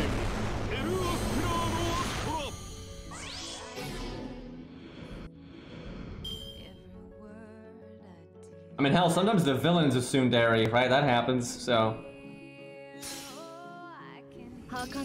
Yeah, villains, and a lot of writers have said this. I've seen many writers for comic books, regular books, and you know, all kinds of media. You'll see a lot of writers that are like, yeah, they like the villains more. They'll literally like the villains in their own story more than the protagonist, because you can make, oh right, she has buff removal. I should have saved my taunt, right? Because then that wouldn't have happened. That was a waste of a lot of value right there. Because she kills undead. That's kind of a dumbass gimmick though, because you're not going to see that coming at all, and then she just heals for a million. I don't think I can actually win now. I don't have any damage in the back row. That's kind of silly. Yeah, you have to have taunt there. If you don't have taunt, well, actually, you don't have to have taunt there, but you can't get unlucky, right? Because if she had NP'd the other two, it'd have been fine, but she just happened to NP Romulus.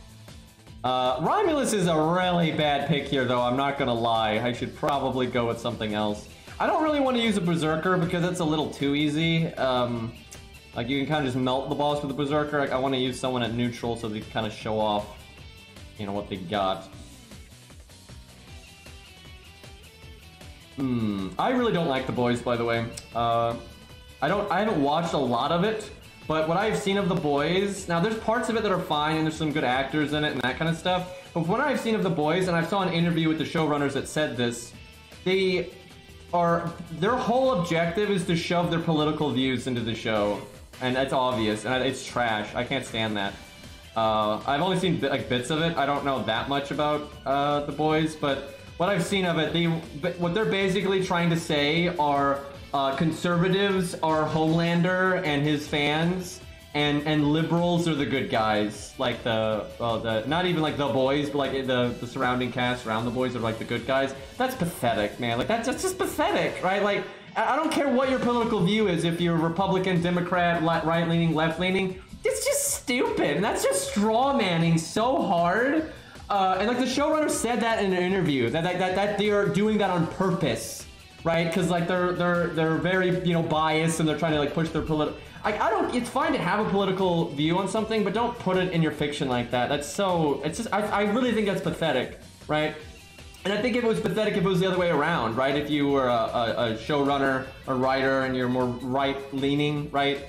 And then you make your villains like just the stereotypical, SJW soy boy nonsense, right? And then you make all the best case for your side. That's pathetic. That's pathetic. And unfortunately, writers these days do that a lot, and it's because they're immature twats, right? It's hard. It's hard to be a good writer and to be able to understand the perspective of a view that you don't hold. But that's what you need to be able to do as a good writer.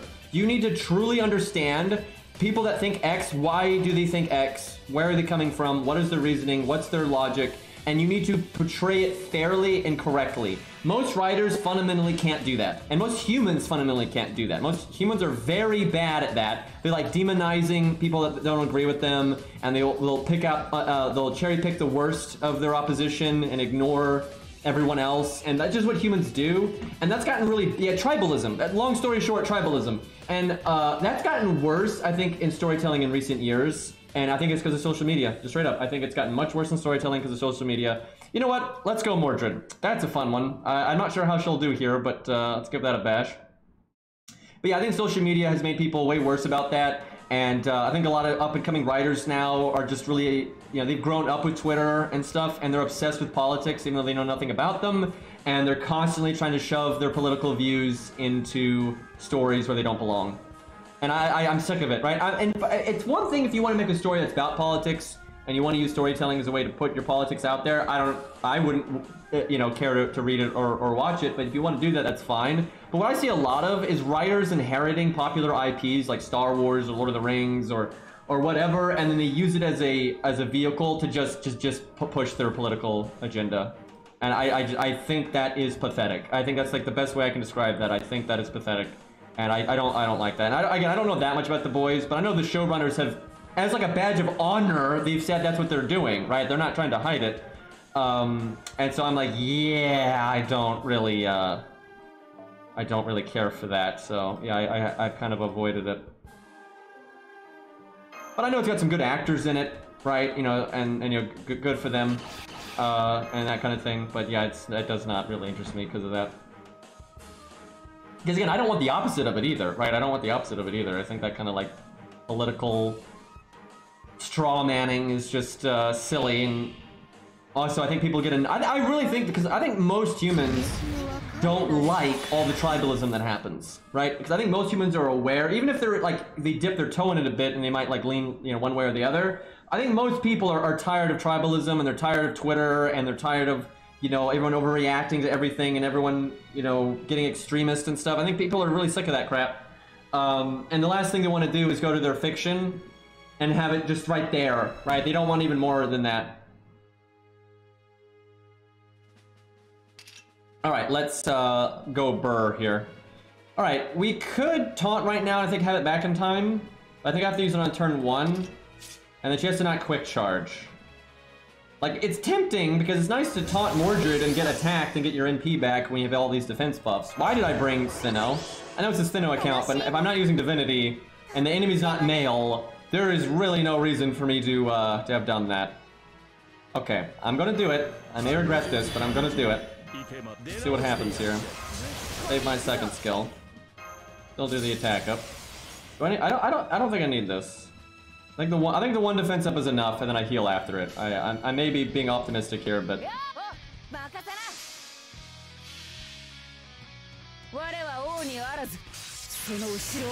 so Invincible also really clearly pushes its like political views as well, but not nearly as much, I would say. And they're doing like a better job of like sticking to what the story is about. And I think the writer of the original comics is like the writer for the cartoon, and he's more political now than he was then, and so that's like part of it. But I don't think Invincible is like nearly as bad about that.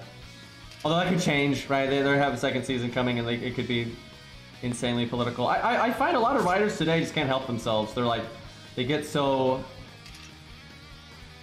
It's like, especially in like the entertainment elite section of society, they have no battles to wage, so they get like obsessed with politics on Twitter and stuff, and they just they think it's so important, and so they just have to put it in their stuff.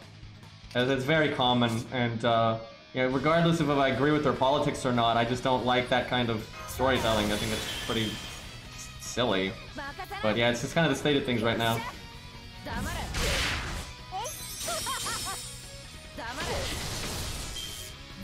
One thing I like about indie games, we've mostly, I think, avoided that. I mean, there is some of it out there, but I think video games are a little bit better, although it can still, that kind of mindset can still seep into video games, especially mainstream ones. The mainstream ones, actually, it's like full-on seeped into.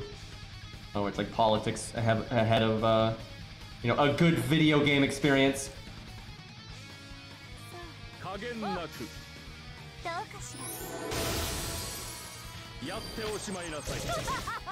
I do think Twitter is bad for people, though. I think it brings out the worst in people, and it warps their perspectives.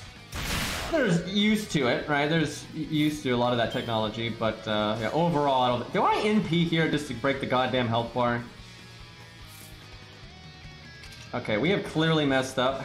Is she getting quick charge or something? Am I not paying attention? Oh, he's not ranked 10. That's part of it, but I'm not sure why we're so off here. But land the. There you go. Okay, that helps. Yeah, I think it's just, I'm just thinking it was ranked 10, and it's not. Okay, we may have a problem with our taunt here.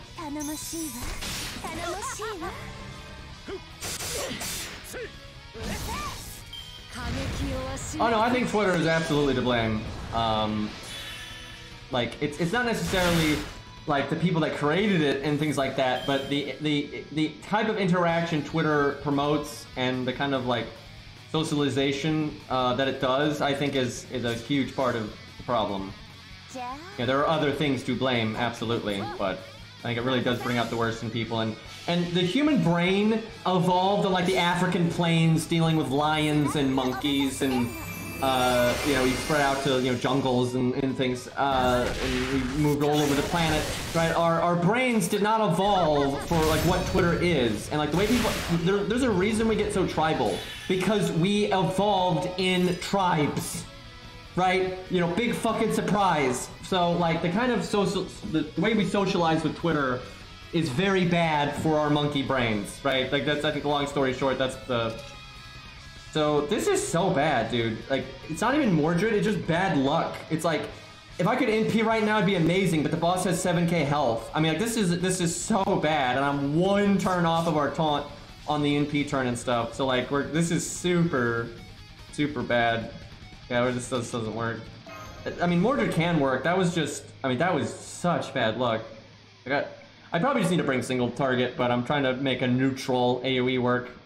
I'm really surprised though that went so badly. We just never enabled like a good crit. We never. I'll give Mordred one more go, but I probably need to bring at least a single target because like it's not working out. I'll give her command codes because that might make the difference. Because like we were so close right there to having like extremely good value, but we were missing like all of it. Well, she's got some command codes. They're not like amazing, but she has some command codes.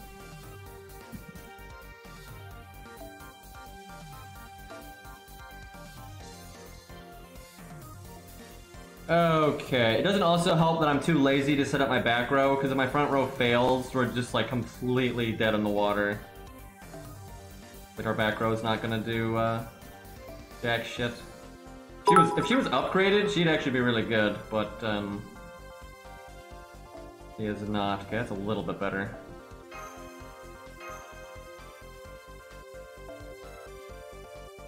Okay, NP on death is actually pretty pointless here.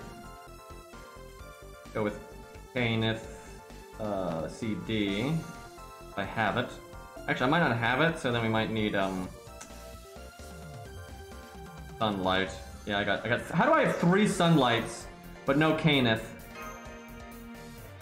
That's crazy. Is David really that good here? I don't think he's that great. I honestly think Taunt is probably better. Yeah, there we go. Alright, that's better. Not the best team ever, but it's certainly better than what I was using. Wait, did I have it? Did I have it and I just didn't notice it? I know some of my accounts don't have it. Yes? Okay, damn. Whoops. Yeah, let's get some Armored Core music. I'm in the mood for that. Hold on. Unleash the big guns.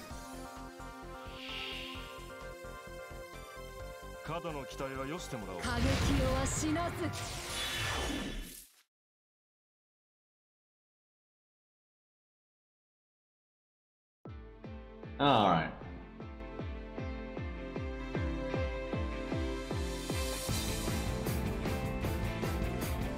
Better opening hand than last time. That's actually way better than last time. Now I get to do this. Although, I guess next turn it would have been better, because just having a few stars would have made like that crit there. It's crazy that Shen Gong got a 50% right there. Okay, let's just not taunt.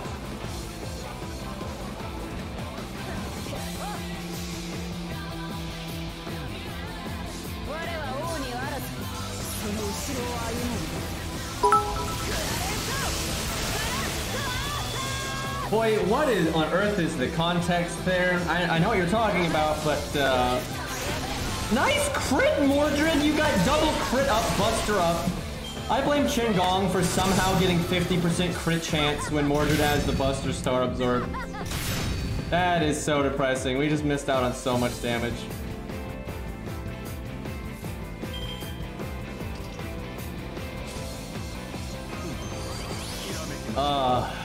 Pain. Yeah, why are we talking about Char? I asked for favorite villain. So I gotta say, Char is definitely not my favorite villain. I don't dislike him, he's fine. But, I've never been a huge Char fan because... I'm not trying to insult Char fans here, right? And he's very popular in the Gundam community, but I kind of find him incompetent. Like, really, he gets his ass kicked a lot. Like, a lot. You know, Armoro beats his ass from one end of the galaxy to the other. Haman beats his ass from one end of the galaxy to the other. He comes back and charges counterattack and gets his ass beat again. It's like, he's not really accomplishing a lot here. You know, the cool voice actor and all that, but, I mean, I don't know. He's kind of just out for revenge. And he loses a lot. You know, that's kind of all I say. You know, I don't hate him, but also I don't like that he betrays his actual friend. I'm not a fan of that, and he never gets any comeuppance for that. So that's why I like McGillis better. I think McGillis is actually more interesting than Char. They're very similar characters, but McGillis I think is more relatable and like more realistic. And then also he pays for his mistakes. So yeah, I know people are gonna hate that because like Char clone being cooler than Char, but like literally I think McGillis is cooler than Char and is a better villain. And then yeah, I just like his role in the story better. Yeah, I've just never been a bit. I don't mind Char, you know, cool mechs. No, wait a minute, no. His mechs are pink. They're not red, they're pink. But he's called the Red Comet. He should be called the fucking Pink Comet. And then Johnny Ridden, who's the other Xeon ace, his mobile suits are actually red, and they're actually cooler. right? He's the better one. And he has like, he's a way better character because he actually like gives a flying fuck about his comrades and, you know, is like a relatable character mixed into like the war. He kind of reminds me of the Red Baron, and I actually think that's what Johnny Ridden is based on, is the Red Baron. Because he has red mobile suits, like the Red Baron had red planes, and he kind of starts off as a cocky, you know, ace, you know, and then kind of gains wisdom and whatnot, and then, you know, really feels bad about, you know, war after the fact, right? Where Char is like, you know, hey, I want revenge, I'm gonna get my ass kicked all the time, and I'm gonna drop a colony on Earth again. Okay, great. But no, Char's mobile suits are pink. They're pink. They are absolutely pink. And it's not just the cartoon or the anime where the way it's animated.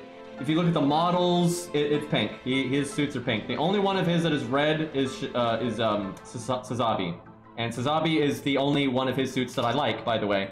So yeah, there's that. I like the base models of his suits, but I don't like his paint job. And I don't even mind the color pink. I'm not hating on the color pink, but it's like pure pink, right? And pure pink don't work, right? They're gonna like solid pink, no.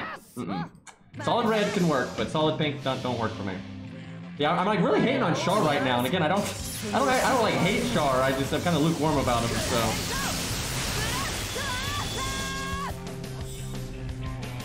Man, if we had crit earlier, I think we would have. Dude, Mordred, you're killing me. Like you're fucking killing me. Like we could have already broke by now and like started working on the next health bar, and now we're just kind of waiting around, and now the boss has evade and blah blah blah blah. This is some shit right here. Great, now we have a 90% crit. Fantastic. I guess we get Hans's MP. Actually, I should have kept that Lancer alive just to make the boss attack less. You know, Barbatos's design is okay, but I've never liked the paint job. But it's not my favorite design, and that's true for every gun. Gundams are never my favorite design. They're a little too fancy for my taste. And there's some Gundams that I like, you know, for sure. Like, absolutely. But I'm more of a Leo, GM, Zaku, Dom, you know, Goof. I like that stuff. You know, the grunts look way cooler to me. Alright, that's Hans NP. And off the shield. Yeah, I should have definitely kept that Lancer alive. It was not very threatening. I like so many grunt suits, I wouldn't even know where to begin. Like, if I was gonna make a list of my favorite mobile suits from Gundam, it would be very difficult, and it would be full of a lot of grunts. But there are a few Gundams that I'm like, yeah, that's pretty great, for sure.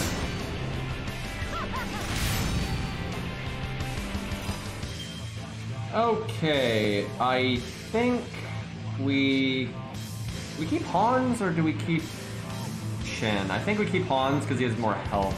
It just makes more sense. Dude, this is going terribly. This is so... I really dislike when this happens. When, like, just because of a little bit of bad luck, you're just stuck at low HP on the boss forever, and then it's not worth doing any big value stuff anymore. And it's such an issue in FGO because they design the bosses now to only cast their survivability stuff when they're low in health. So if you go from like half health to break, it's massive value. It's more than just breaking right away. You skip over the boss wanting to do their survivability and you having to wait and all this other nonsense. And then when they're low in health, you know, it's not worth doing like your NP and stuff, and you just get stuck there for like turn after turn after. It sucks.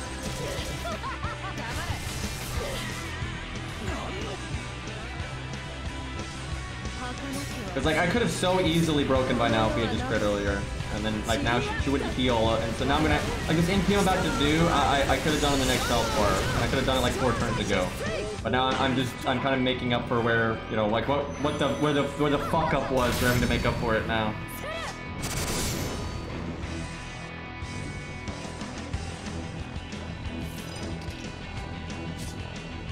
Let's see. I could just try to crit here and not NP. I have 0 fucking stars. Of course I have 0 fucking stars. I don't want to use my value, it's so bad, but if I don't, we're gonna be stuck here forever. I wish Mash had gotten a Buster card. I could do a first skill. That would have been good. I think I NP. I wonder if I can NP without my first skill. I think I gotta try, and we'll try to get the overcharge from Mash. And then I can third skill, and we can actually get the ball rolling again really quick. If we break here, it's still bad because I just wasted damage, but if I break here, it's like... I can catch up a bit. Yeah, all the Gundam frames in Iron-Blooded Orphans are named after the Guadia book thingy majig.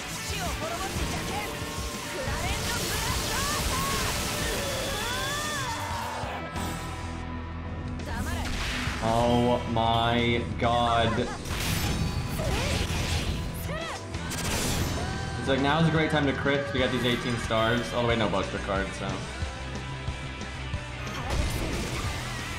One of these days, we're gonna break this. This really is sad that it's taken this long to break, but it's because we didn't crit. But really, what I should have done was I shouldn't have used her second skill until I'd made like 5 stars, so we had 20 stars instead of 15 or whatever, and that'd have been way better. Gundam frame Paimon. Yeah, it might happen someday, actually.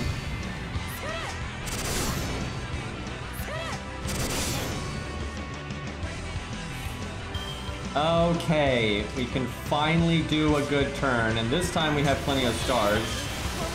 What I should have done the first time, but mistakes were made.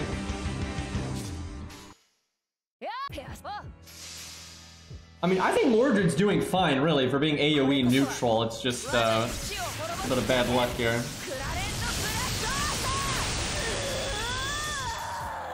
Chat, Art Knights announced a Capcom crossover event like 4 months ago, and they still haven't said what it is. But you know, it could be cool, right? It might be like Devil May Cry or whatever. It's probably not, but probably Resident Evil. But anyway, I wish FGO would do like anything, right? And again, you make it non-canonical, yada yada. That's fine, but it'd be nice if we could get, you know, Guilty Gear, Blaze Blue, or you know, whatever the fuck. There's so many things you could do that would be a fun. I'm so tired of our collab events being like FGO x FGO, and then it's just glorified dailies. It's like, that's not a collab, dude. It's like, that's nothing. Natsu actually said though he did want to collab with FromSoft, but I don't know if FromSoft would do it. They're pretty anti-mobile games from what I've seen. But who knows? And Cinnamon Bunnies, thank you for the 1 year, man. Thank you. I hate my job. That's relatable. That sucks, man. It allows me to pay for the Green Man sub anyway. Finally, a year of love to the stream. Sad I'm not able to be here always. I mean, don't worry about it. You know, I'm not going anywhere. You got more important things than that. But yeah, I understand not enjoying your job, but hang in there. Okay, we're about to win, so I think we just taunt now.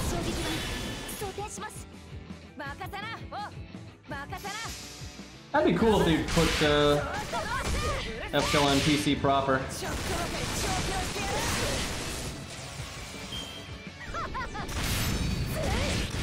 It'd be pretty difficult to do a Gundam FGO collab. That would be very hard. Not a very compatible thing. Has to make the Gundams tiny for some reason. Mash kill stealing. Look at this nonsense. That was so unsatisfying, and it was just like that missed crit just slowed us down by like 4 turns. Really not happy about that.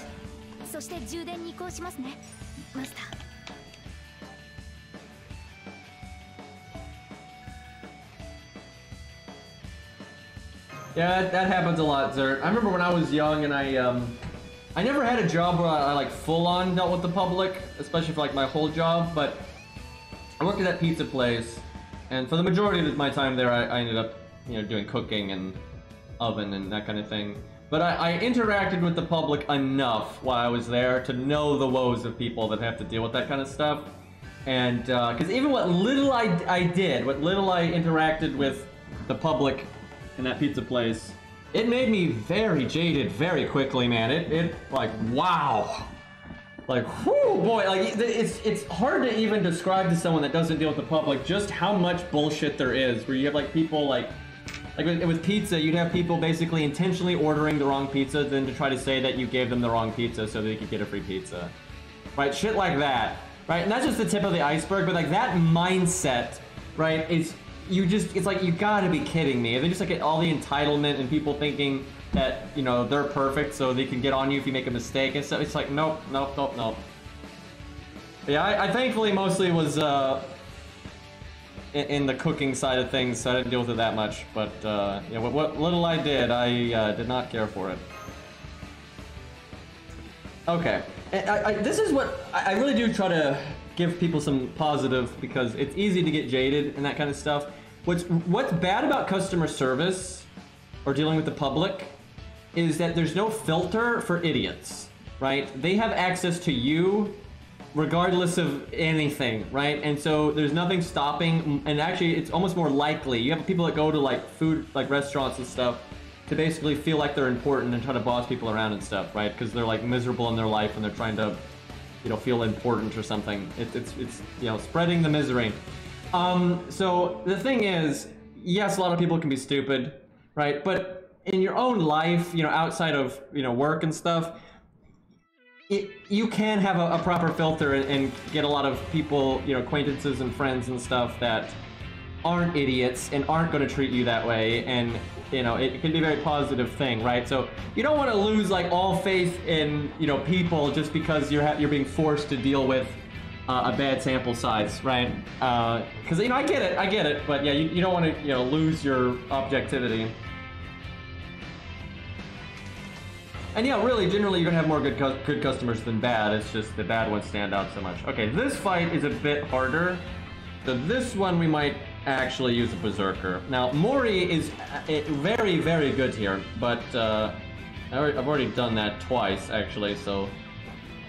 What's a Berserker? We could do Beowulf. There's always Caligula, but he's a lot harder to set up in this style of fight. There's, you know, there's, what's her name? Atalante Alter. I actually kind of want to try... I've kind of wanted to, since she got buffed, I've kind of wanted to put her to the test in a practical situation, and this is a practical situation. The only thing that's unfair is there's no budget quick support, which is pretty damn unfair, and that hurts her dramatically. Like, we're so much better off with Buster because there's no quick... Dude, they've got to fix this. Like, they've got to add a budget quick support. It's ridiculous. If you use a quick DPS, it is so much worse. And it's not because quick isn't good, right? It's just because there literally isn't a quick support. Because if I bring Buster, I get taunt from Qingong. That's already so good. And a giant Buster up, and a battery, and a defense up, and a damage cut, and a crit down. If I do quick, I get nothing. I literally get nothing, right? Like, that, it's so messed up. I might use her anyway, though, but that is a really big negative. If she had Divinity, I could use Stheno. But she does not have Divinity. Guess I'll have to use mine. Mine is 10-10-10. Shame Aries not around, because she's got a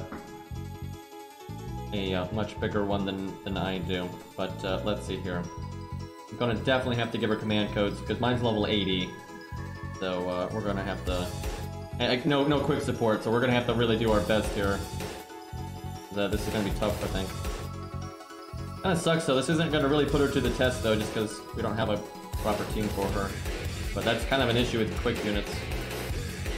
That's where you'd want to be using like Gears and you're summon a friend Scatty. I really don't blame people for using a single Scatty. I think double Scatty is a bit stupid, but a single Scatty is better than Qingong, but not that much better than Qingong. Like, not that much better.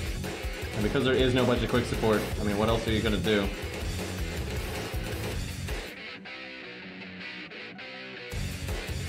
Oh my god, I would love it if Black Bart became the quick support, and it's actually easy to do that. One really good buff to one of his skills actually could make him a proper quick support.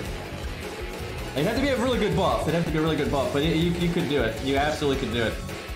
That would be awesome. Jeez, I'd be happy with that. See you, Zert, hang in there, dude, and yeah, have a good night. But yeah, I want a quick support, and I love Black Bart, and making him like a staple. Oof. Like, if I could use him as often as I use Qingong or Han or something, I'd be very happy with that. Alright, command codes. What do we want to give her? She's good with the critting and stuff. Boss might get sure hit at some point. It's not crazy. Really not crazy to give her sure hit. I tell you what though, it's a shame I can't use Calamity Jane here. That would there's some synergy there. It's like a pseudo quick support, and then you get Pierce Invulnerability. If I had Calamity Jane on this account, I would do that right here. I think that'd be really fun. But I had to summon Calamity Jane, and then I wouldn't have Atalante.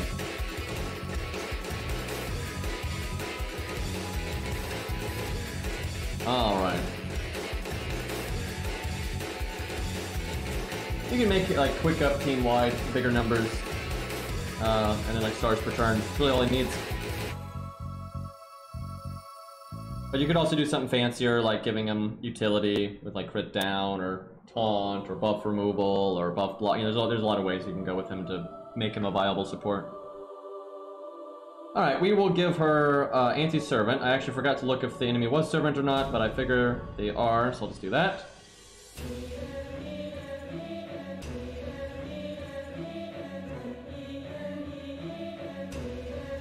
I didn't know there were two of those Nirasu. That must get pretty wild. But I haven't unlocked all of the collectibles, you know, relics, whatever. Alright, we'll give Merlin on Art card, the typical. We'll do... The boss probably has a niche where I can get 20% damage without crit, but I'll just do a crit man code because I'm lazy.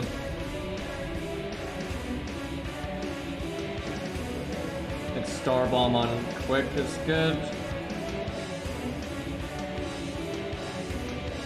Maybe I should use heal, but nah. I'll get violent. Alright, I think she's good to go.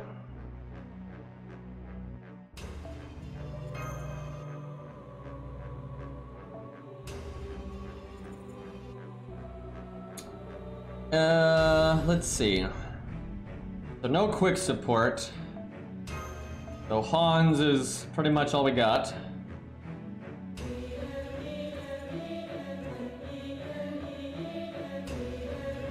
What else? I tell you what, 2030 is what I would want. Or her, she could actually be a good support for Atalante if she was 10-10-10. Like, absolutely. Attack up, crit up, sergeant up. That's pretty solid. But 1-1-1, not so good. Chen, yeah, I was thinking about that. We might still use Chen just because we need taunt, and if you don't have a proper support, do that into mash in case we need the taunt. Yeah, they need more budget supports though. It's like the fact that I'm using Shen Gong with a quick unit shows the problem. Like that's just silly. It's not just to be fair to quick units, it's more variety, right? You want more variety in the ways you can approach these things. Alright, let's see if we actually have the... Yeah, we do have the Kaneth, CD. What do I want in the back here? We really want to keep Atalante alive, I think. So we want to keep like a cycle going. Leonidas would be good, but I don't think we have him. The thing is, taunts that die quick are actually kind of bad though, because then she heals off of them. Get the last man standing with Beowulf, but those skill ranks... Oh boy.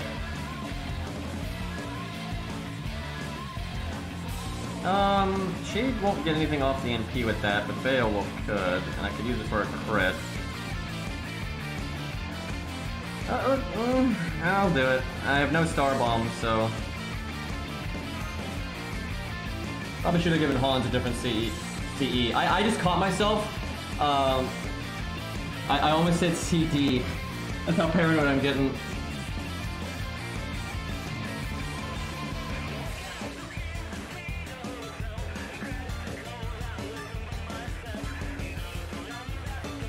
The thing is, like, Buster Crit's nice, but she's still quick. You still want to do quick crit still, and you still have a giant quick up, and you still have a quick NP, right? Like 50% quick up with a quick NP. It's like it's not Buster. She's quick Buster hybrid. If that's fair, but you know, I like how I just said that, but, you know, I think we want to do this right off the bat here. Kind of hard to argue. Okay, the evade's not good on the NP turn, so use it now. Do I want to make those stars to fill out that 60? I might as well taunt here. Wait a minute. No, I might need it for the, I don't know why I keep making that mistake.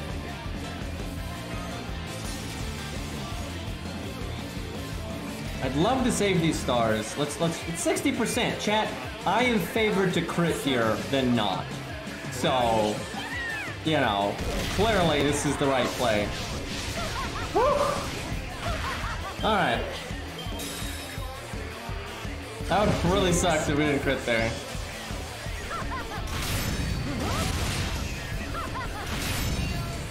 Thanks for the NP. I should not have used the taunt that way. That's a one-turn evade, I think. Yeah, that's one turn. That's a gimmick. That's not her skill. Yeah, I shouldn't have used taunt that way. That was a mistake. I should have used the evade to be safe on one turn, and then the taunt to be safe on another turn. That's just way better. I wish I could NP right now. It'd be so good. I could NP. I could NP and then try to loop because we've got Merlin. But this is where we need like sure hit or pierce vulnerability or buff removal from our teammates. Like actually, we could have had Stheno instead of Hans. Because whiffing right now really sucks. Because we're whiffing the battery from Hans, we're whiffing the battery from Merlin. I might NP just for the NP seal, because I think we can get it back pretty easy.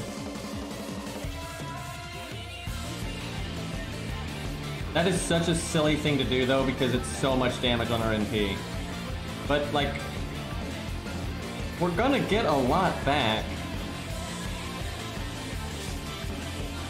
I guess I do it. I don't know about this. Imagine if she had sure hit though, how good this would be.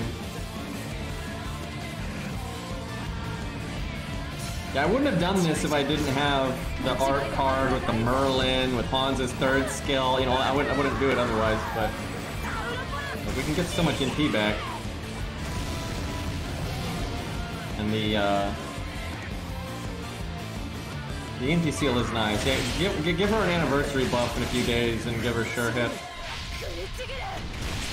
And like, damn it all.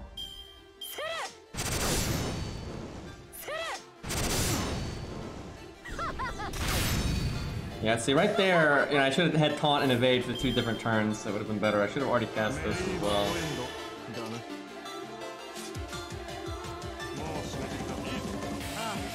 Yeah, good, decent team, but I think I may have played it wrong.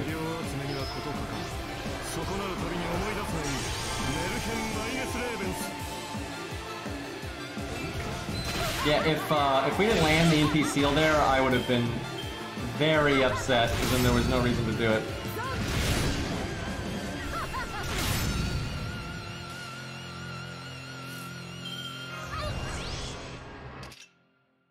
We don't have the crit buffs anymore, and there's still Beowulf, and maybe we live to get these skills again, so I mean, I could quick crit here, potentially, but not, I think we do it like that. It was tempting, but damn it, no crit.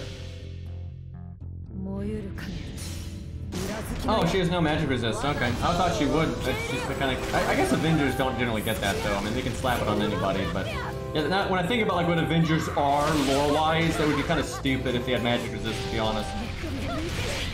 What's interesting about that is there's a lot of scary casters out there that have abilities that are just absurd, and the only thing that keeps them in check is the 3 knight classes having magic resist. Now, because of plot armor, what I'm about to say is not going to be relevant in the story, but in like a D&D game or whatever, this would be very relevant. That a lot of Avengers could get so bodied by like Medea because they don't have magic resist. Like Medea has some really crazy abilities, and if you don't have magic resist, you're in so much trouble. You've got like brain control nonsense and like across the city nukes bullshit and all this traps and all that, right? So not having magic resist is really scary against some of the casters out there. I could give her Guts. We got one turn on this. However, I could just save it for Beowulf. But you know what? Let's try to get her to go the distance.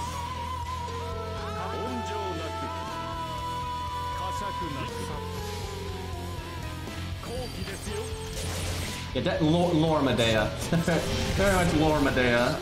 Efko Medea is a very, how do I put this? Unimpressive caster. So if I had a set of bonds better, he could NP again here. Be really nice.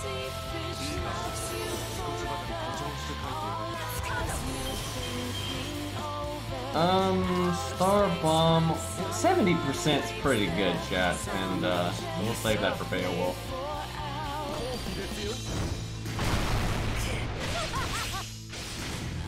No! No! What have I done? I could have just broke there, and now Hans is dead, and the boss heals. Okay, game, so cool. Now I have to NP.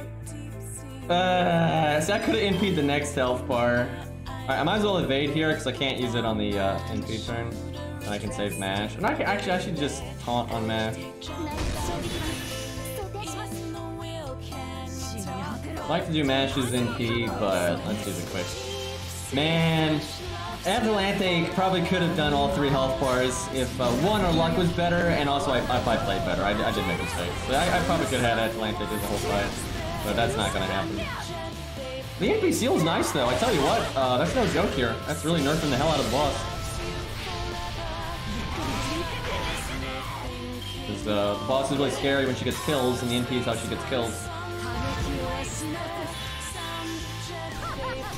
Oh yeah, she gives you your NP at the end. I forgot about that. That means I get to NP seal her again. So, let's see. Okay, I have an excess taunt, so even... I said this was a mistake earlier, but I've got an excess taunt, so I think this is fine.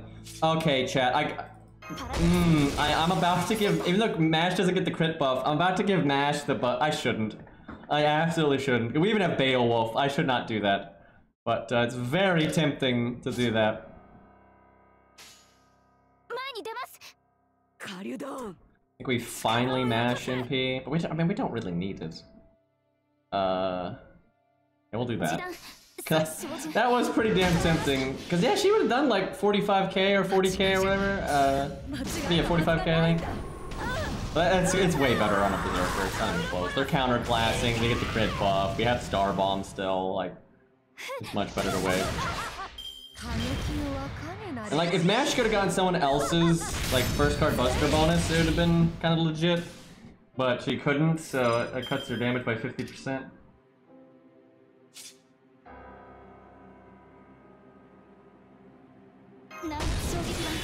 Alright, finally the boss gets to NP. Oh, was that the skill? Yeah, that's the skill, so it's 2 hits. So actually, I don't think I Mash NP still. I think I get the 1 hit. Oh my god, chat. It's so much better for Beowulf, and Beowulf is about to come in. But I could Star Bomb. It's already at 50%. And then I could do the Buster up. No, she's a Berserker. I think we just save it for Beowulf. He may not be 10-10-10, but... Yeah, I mean, it's tempting, but do it. Okay, you know what? I think we win no matter what. So... Oh, she at least got the 100%. The thing is, she doesn't have, like, you know, her first or third, so it's still not really that good, but... I'll take it. It's probably enough where we win, like, really soon either way. But Beowulf would just instantly kill if he got those buffs. Because he gets the crit, he gets Star Bomb, Star Absorb, Attack Up, like he just has a lot more oomph.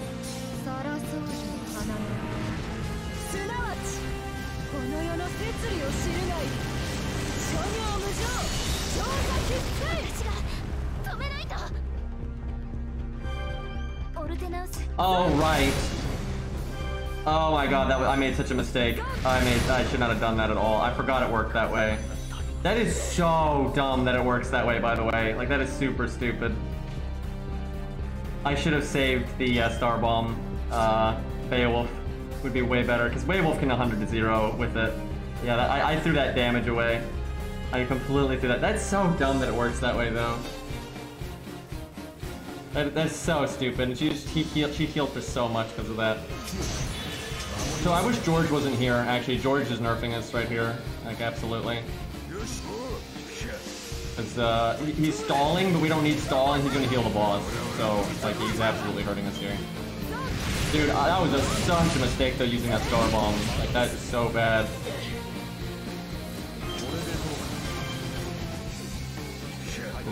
If my Beowulf was 10-10-10, I'd be like, eh, no big deal. You know, I'd be like, he can still do it.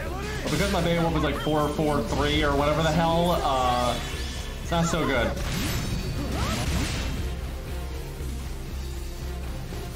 Oh my god, George is just destroying me. I'm doing no damage, no NP gain. Like, this is fucking terrible.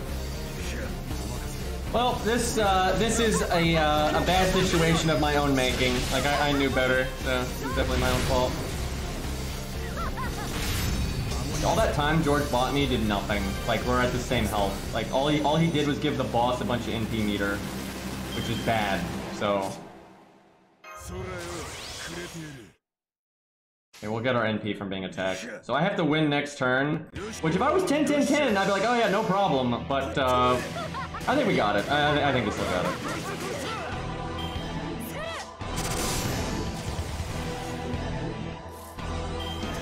Yeah, our Star Bomb is pretty pathetic. Good thing is if she had evaded, we could still kill her, because Beowulf has sure hit. See, I could make 20 stars. I could make 20 stars, and at least one of these Buster cards would crit, and I would just pick that one, because I don't have to pick them all, right? I think we got it anyway, though. We're NP1 and all that, but like that's still plenty of buffs we got. We're totally fine.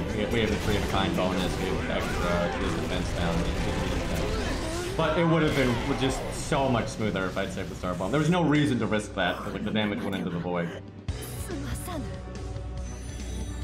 I do feel a little bad about that run, because I just scuffed it. Like, I just scuffed it. I was like, wrong CE on Hans, made a few mistakes at the beginning, wasted the Star Bomb, right? That wasn't satisfying. But hey, a win's a win.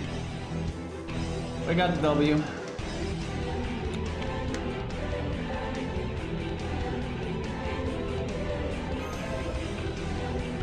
Might save a Buki for next time. I'm not sure when you fight her, but we might save that one for next time. So that's probably the fight we just did, or a Buki is the hardest fight in here. Probably a Buki. I don't know. It's like you might really have you may not have the options for Ushi there, so like you're gonna really struggle to have good damage. Where Ibuki is a lot harder to understand, and you might just get like tripped up by the gimmick. However, Ibuki is very easy to solo. Like if you get stuck on it, you're like, oh god, I can't beat this. You can solo her with so many things. Like you can solo her with Orion, Fujino. Like there's quite a few archers that can do it. But Ibuki is just very strange, so I think a lot of people go into it and they're like, oh god, what is happening, right? And like you got the debuffs at the start of the fight. You may not even think to bring an immunity CE and things like that. So it's very easy for Ibuki to trip you up, but the tools necessary to counter her, I think, are a little bit more readily available.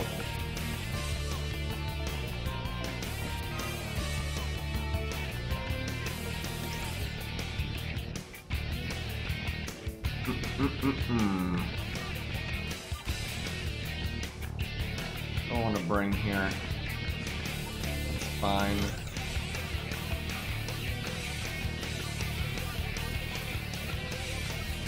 Could do a rush. Yeah. It's gonna be starting NP instead of like scope and like damage starting NP. How come, chat, I don't, okay, look, I like Ku a lot, obviously, but I like Proto Ku a lot, right? Okay, obviously, we all know, you know, Proto Ku is not as good as regular Ku gameplay-wise, right? And by the way, Ku has higher attack stat. The only reason it's lower is because I haven't given him bow items on this account. I don't know why I haven't. I just kind of forgot, I think. Anyway, so stat-wise, Ku is better, right? He has the more favorable stat. And he has the better skill set. And everybody knows the skill set thing. But why did they give Ku Anti-Berserker, which anyone would know in advance is one of the best third passives you can get, and Proto-Ku got fucking Caster? Like, couldn't Proto-Ku at least have gotten the extra niche thing there? It was like, yeah, overall Ku is better, of course, but hey, if you're fighting a Berserker, you know, Proto-Ku's getting that super big damage, so maybe you want to use Proto-Ku instead. But nope, Ku gets it. Like, Ku's already the better one, and he gets the universal thing. It's like, why do we do this? And by the way, I think the reason they gave Caster to Proto-Ku is because they've been hinting at that for some reason, Hohenheim doesn't like Proto-Ku, and in the prototype story, he's gonna like gun for Proto-Ku and try to kill him. Because like, Hohenheim kind of gets like pseudo-summoned in prototype.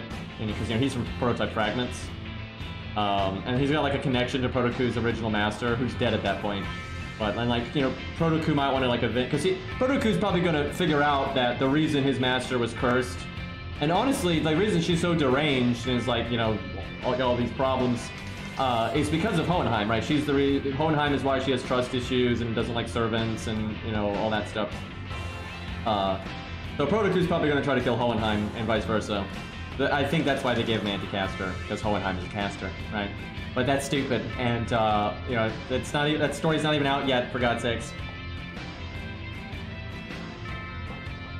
I will say, I will give it to the writer, though, because the original prototype outline existed before Prototype Blue Fragments, and, you know, it's a prequel. Proto-Ku's master is absurd, right? She is, like, super sexist and untrusting in an illogical, ridiculous way, and she just makes really dumb decisions. But they did a good job because Nasu didn't give her a backstory, as far as I'm aware. I don't think none of that Hohenheim stuff was, like, the writer of Fragments made up that stuff. But they did a pretty good job of trying to give her a backstory that explained why she was so fucking stupid. Because, you know, she's, like, really trusting of Hohenheim and likes him a lot and, you know, gets along with them, and, but, you know, he betrays her, like, super hardcore and kills her dad and curses her and all these things. So, like, they did a good job of at least giving her a reason to be that way. But she's still, like, a little too ridiculous, in my opinion. But if they ever finish Prototype and flesh it out more, they'll probably dial back her absurdness.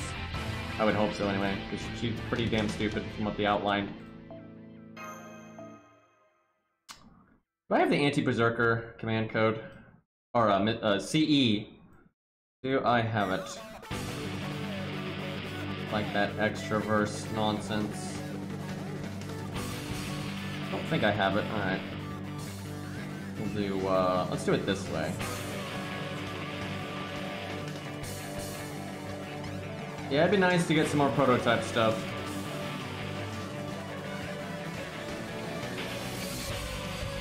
That's really good.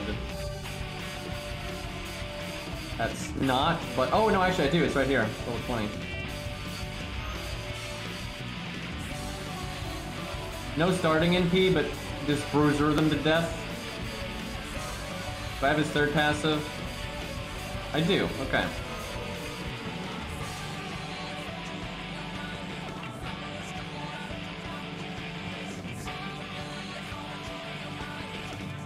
This is fine.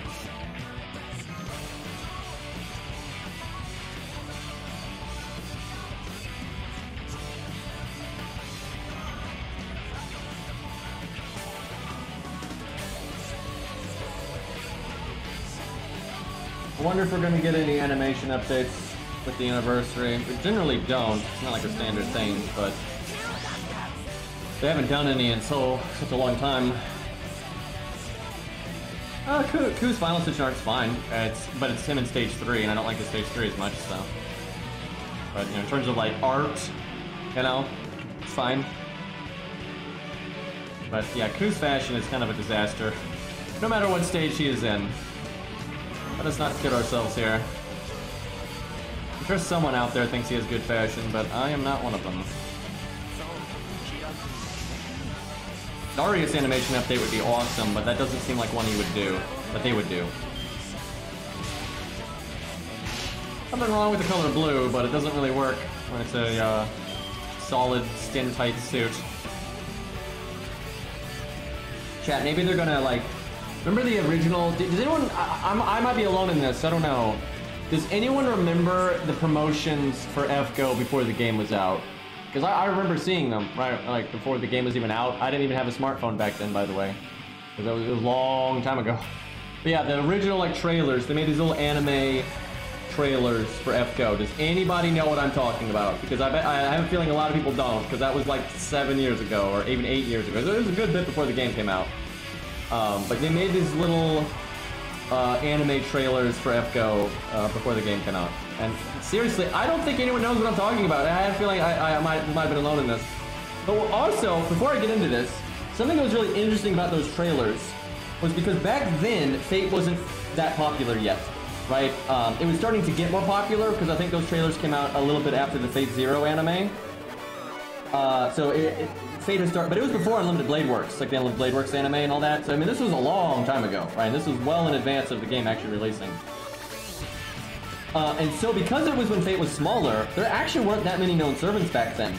Like, there really weren't. You just had, like, a lot of the old stuff, right? You had, like, I don't think APOC was finished back then. I think it was Fate Zero, Fate Stay Night, Extra, and then, like, the APOC cast that was still known. So that was pretty much it. So not that big of a roster. So just, they made these little anime trailers for, like, the original, they had, like, an original promotional servants that they focused on. And they kind of advertised them as, like, the Berserker, you know, more so than, like, their name, right? Because back in the day, that's kind of how it was. You know, like, in Fate Stay Night, it was Archer, Lancer, you know, you didn't really say their names, like, ever. And so they made these trailers, and they kind of picked an archetype character to represent Berserker, Caster, you know, kind of like an original, you know, Holy Grail War, because they were kind of, you know, trying to market it to the Fate Stay Night fan base back then. Because again, much smaller community. Anyway, so they made a little anime trailer for like Berserker, and it was Darius, right? They made a little anime trailer for I think it was Clown Boy, Mephi, you know, Caster, right? They made one for every class, right? And anyway, so it would be cool. Way back on my point, yeah, Lancer was Scath. Yeah, Lancer was Scath. And they didn't tell you their names, I don't think, back then, right? It was just Lancer, and they made you wait to figure out who they were, right? But they gave you hints, because, like, Darius was all, you know, you know. Anyway, it'd be cool if, like, for the anniversary, they, like, you know, did something for those original, like, promotional characters, right? Like Darius, Meph. You know, I guess they wouldn't want to do anything for Scath, but, you know, hey, they could give her an actual animation update. That'd be great. If you mean regular Prototype, so you've got Prototype and then Prototype Blue Fragments. Prototype's the original, and then Blue Fragments is like their Fate Zero, right? There's nowhere to really read it because they never made a full story of it. But what there is it's character material book, which is way more detailed than most character material books, and Nasu did that on purpose. Because he wasn't, I don't think, planning on finishing it. Yeah, there's a character material books for Prototype that detail a lot of plot points and like character motivations. It's a pretty deep dive on like what was going to happen. And then there's an OVA. There's a really small OVA. Like, you just look up Prototype OVA. So if you combine the character material book, the OVA, you get a pretty decent picture of what the story was. Like what the characters are about. And then if you want to get really nerdy, you can look up Nasu's interviews where he's talked about it here and there, but that's really difficult. For Fragments is a book that is a prequel to Prototype. So I'm not even kidding, it's a prequel, it's a finished prequel story to a story that doesn't exist. So, kind of weird. But that has been, I think it's been fully translated. I'm not sure if they finished it or not. I don't remember if they finished it or not. I read like a chunk of it, but when I read it, it wasn't finished yet. So there should be a PDF of it out there. You might be able to find it on Beastlayer. Beastlayer is like where you normally go for hardcore Type Moon stuff. Or Reddit. You might be able to find, if you look around on Reddit, like the search function, look around for like translations and stuff, you could probably find it. But yeah, you got Blue Fragments. which that's like Aussie and Arash and Hohenheim, right? And then Prototype, the straight Prototype, is let's see, it's Proto-Ku, obviously Arthur again, Hercules, Proto-Gilgamesh, what's his name? Perseus? Why am I forgetting his name? I know all about his legend. What the fuck? I don't know if Perseus is right.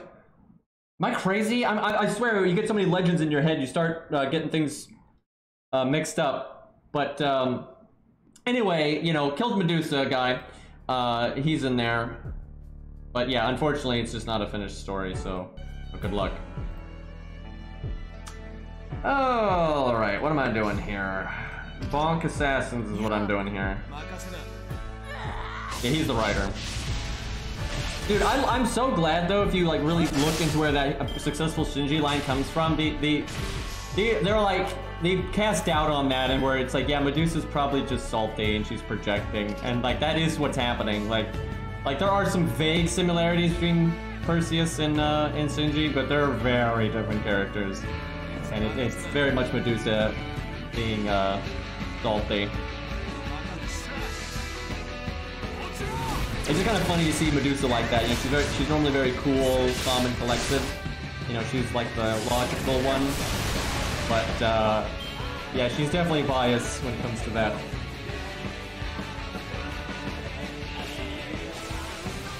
Did not like her head being used as a weapon after the fact. I don't think she was big on that. Okay, I think we just Arash here. Unfortunate for our boy, but it's very practical. I could have saved David's thing there. A really good song right here. From Armored Core.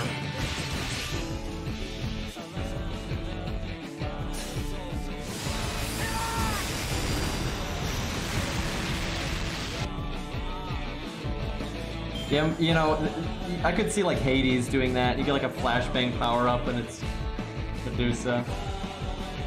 It might not be nice though to Medusa.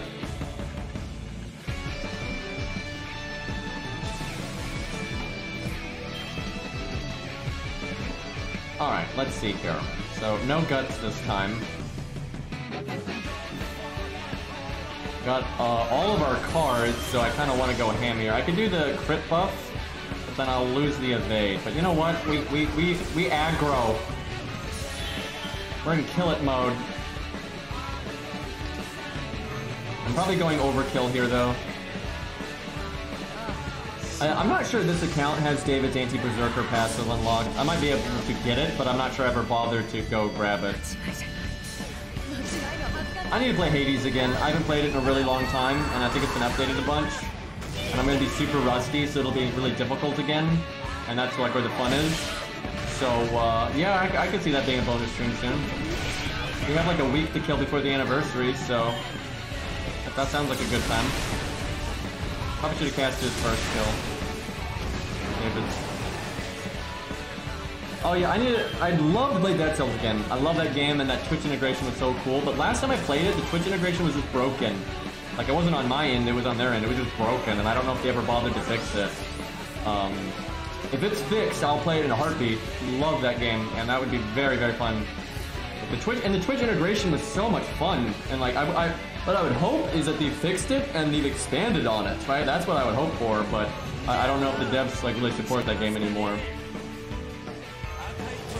Okay, David can NP next turn. He won't have the attack up anymore though. Like, who's got a Brave Chain? We'll do the Buster Brave Chain. That's good enough. I probably won't play Dead Cells today because, one, you have to like set some things up to make the Twitch integration work. And I said I'd play some Chapter 9 and Arknights today, so I'll do that, right? Okay, I feel like I have my anti-berserker passive. Oh, we do have that attack up gimmick, so maybe it's that. But that was a lot of damage. So he's also a giant. That might have just been our giant damage, actually, and not the anti-berserker. Because actually, when I think about it, it'd probably be higher than that if we had both. The Captain Chicken is pretty great. I'm actually really looking. That was so much fun. People would be Captain Chicken and start talking about like bear trivia. Some of that was great, and it was just really nice that that person got to just have the spotlight for a bit. You know, they could be memey or not talk a lot if they didn't want to, but they could have, like, ask me questions easily, because obviously I prioritize the chicken. And they could just, you know, poke fun of Chad or whatever, or yeah, that was really, really fun. Also, they could, you know, waste my heals. That was the thing. Alright, let's see what's up with David.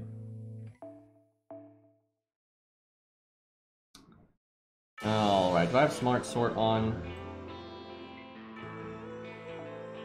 I do not. Okay, so we just find David and we should be good. There he is. He does not have it. And I got this first. Kind of surprised I got that first, but I should definitely grab that. It's very good. We're getting there. Need an excuse to roll. You know what, chat? I kind of want to roll story, but we should probably at least wait for the anniversary, just in case we want to, like, hey, we kind of vaguely want that, and throw, you know, see if this Stheno account of all things gets it, so I'll wait. But yeah, I want more Stheno copies, so story's kind of good.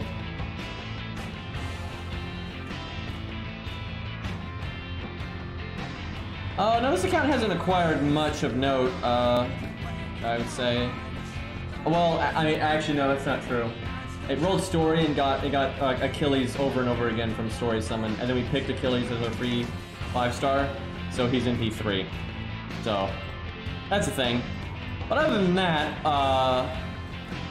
nothing too crazy. You know, we should level Alter. I never use her, I never level her, and she's kind of cool, so I really should do that sometime. Yeah, it's pretty straightforward at the minute. I've only started playing it again really recently, but I've started to, like, make it my primary ult account because I really want to repair its units, get those skill ranks up, give it some options, you know, make it a proper account. Because it's actually one of my weakest accounts that I've got. Alright, this might be a Buki, and I kind of want to save that for next time. So here's what I'm going to do, because I can tell I need to relax a bit, getting, like, decision fatigue. So I'm going to take a break, I'm going to eat, all that stuff, and then we'll do Chapter 9 in Arknights. And then tomorrow, we'll probably do F-Go, and we'll probably do Ibuki and stuff, and then we might do Dead Cells or Hades or something like that. We haven't done, like, a kind of random game like that in a while, and I think I'm in the mood for that, so that sounds like a good time. But alright, so for those that are just here for F-Go, thank you so much for hanging out. We made some good progress today. I'm gonna take a break, maybe 20-30 minutes, and then I'll be back with Arknights. We'll do some Chapter 9, which I don't really know what to expect from that, so that'll be an experience. And, yeah, I will see you all then, and take care.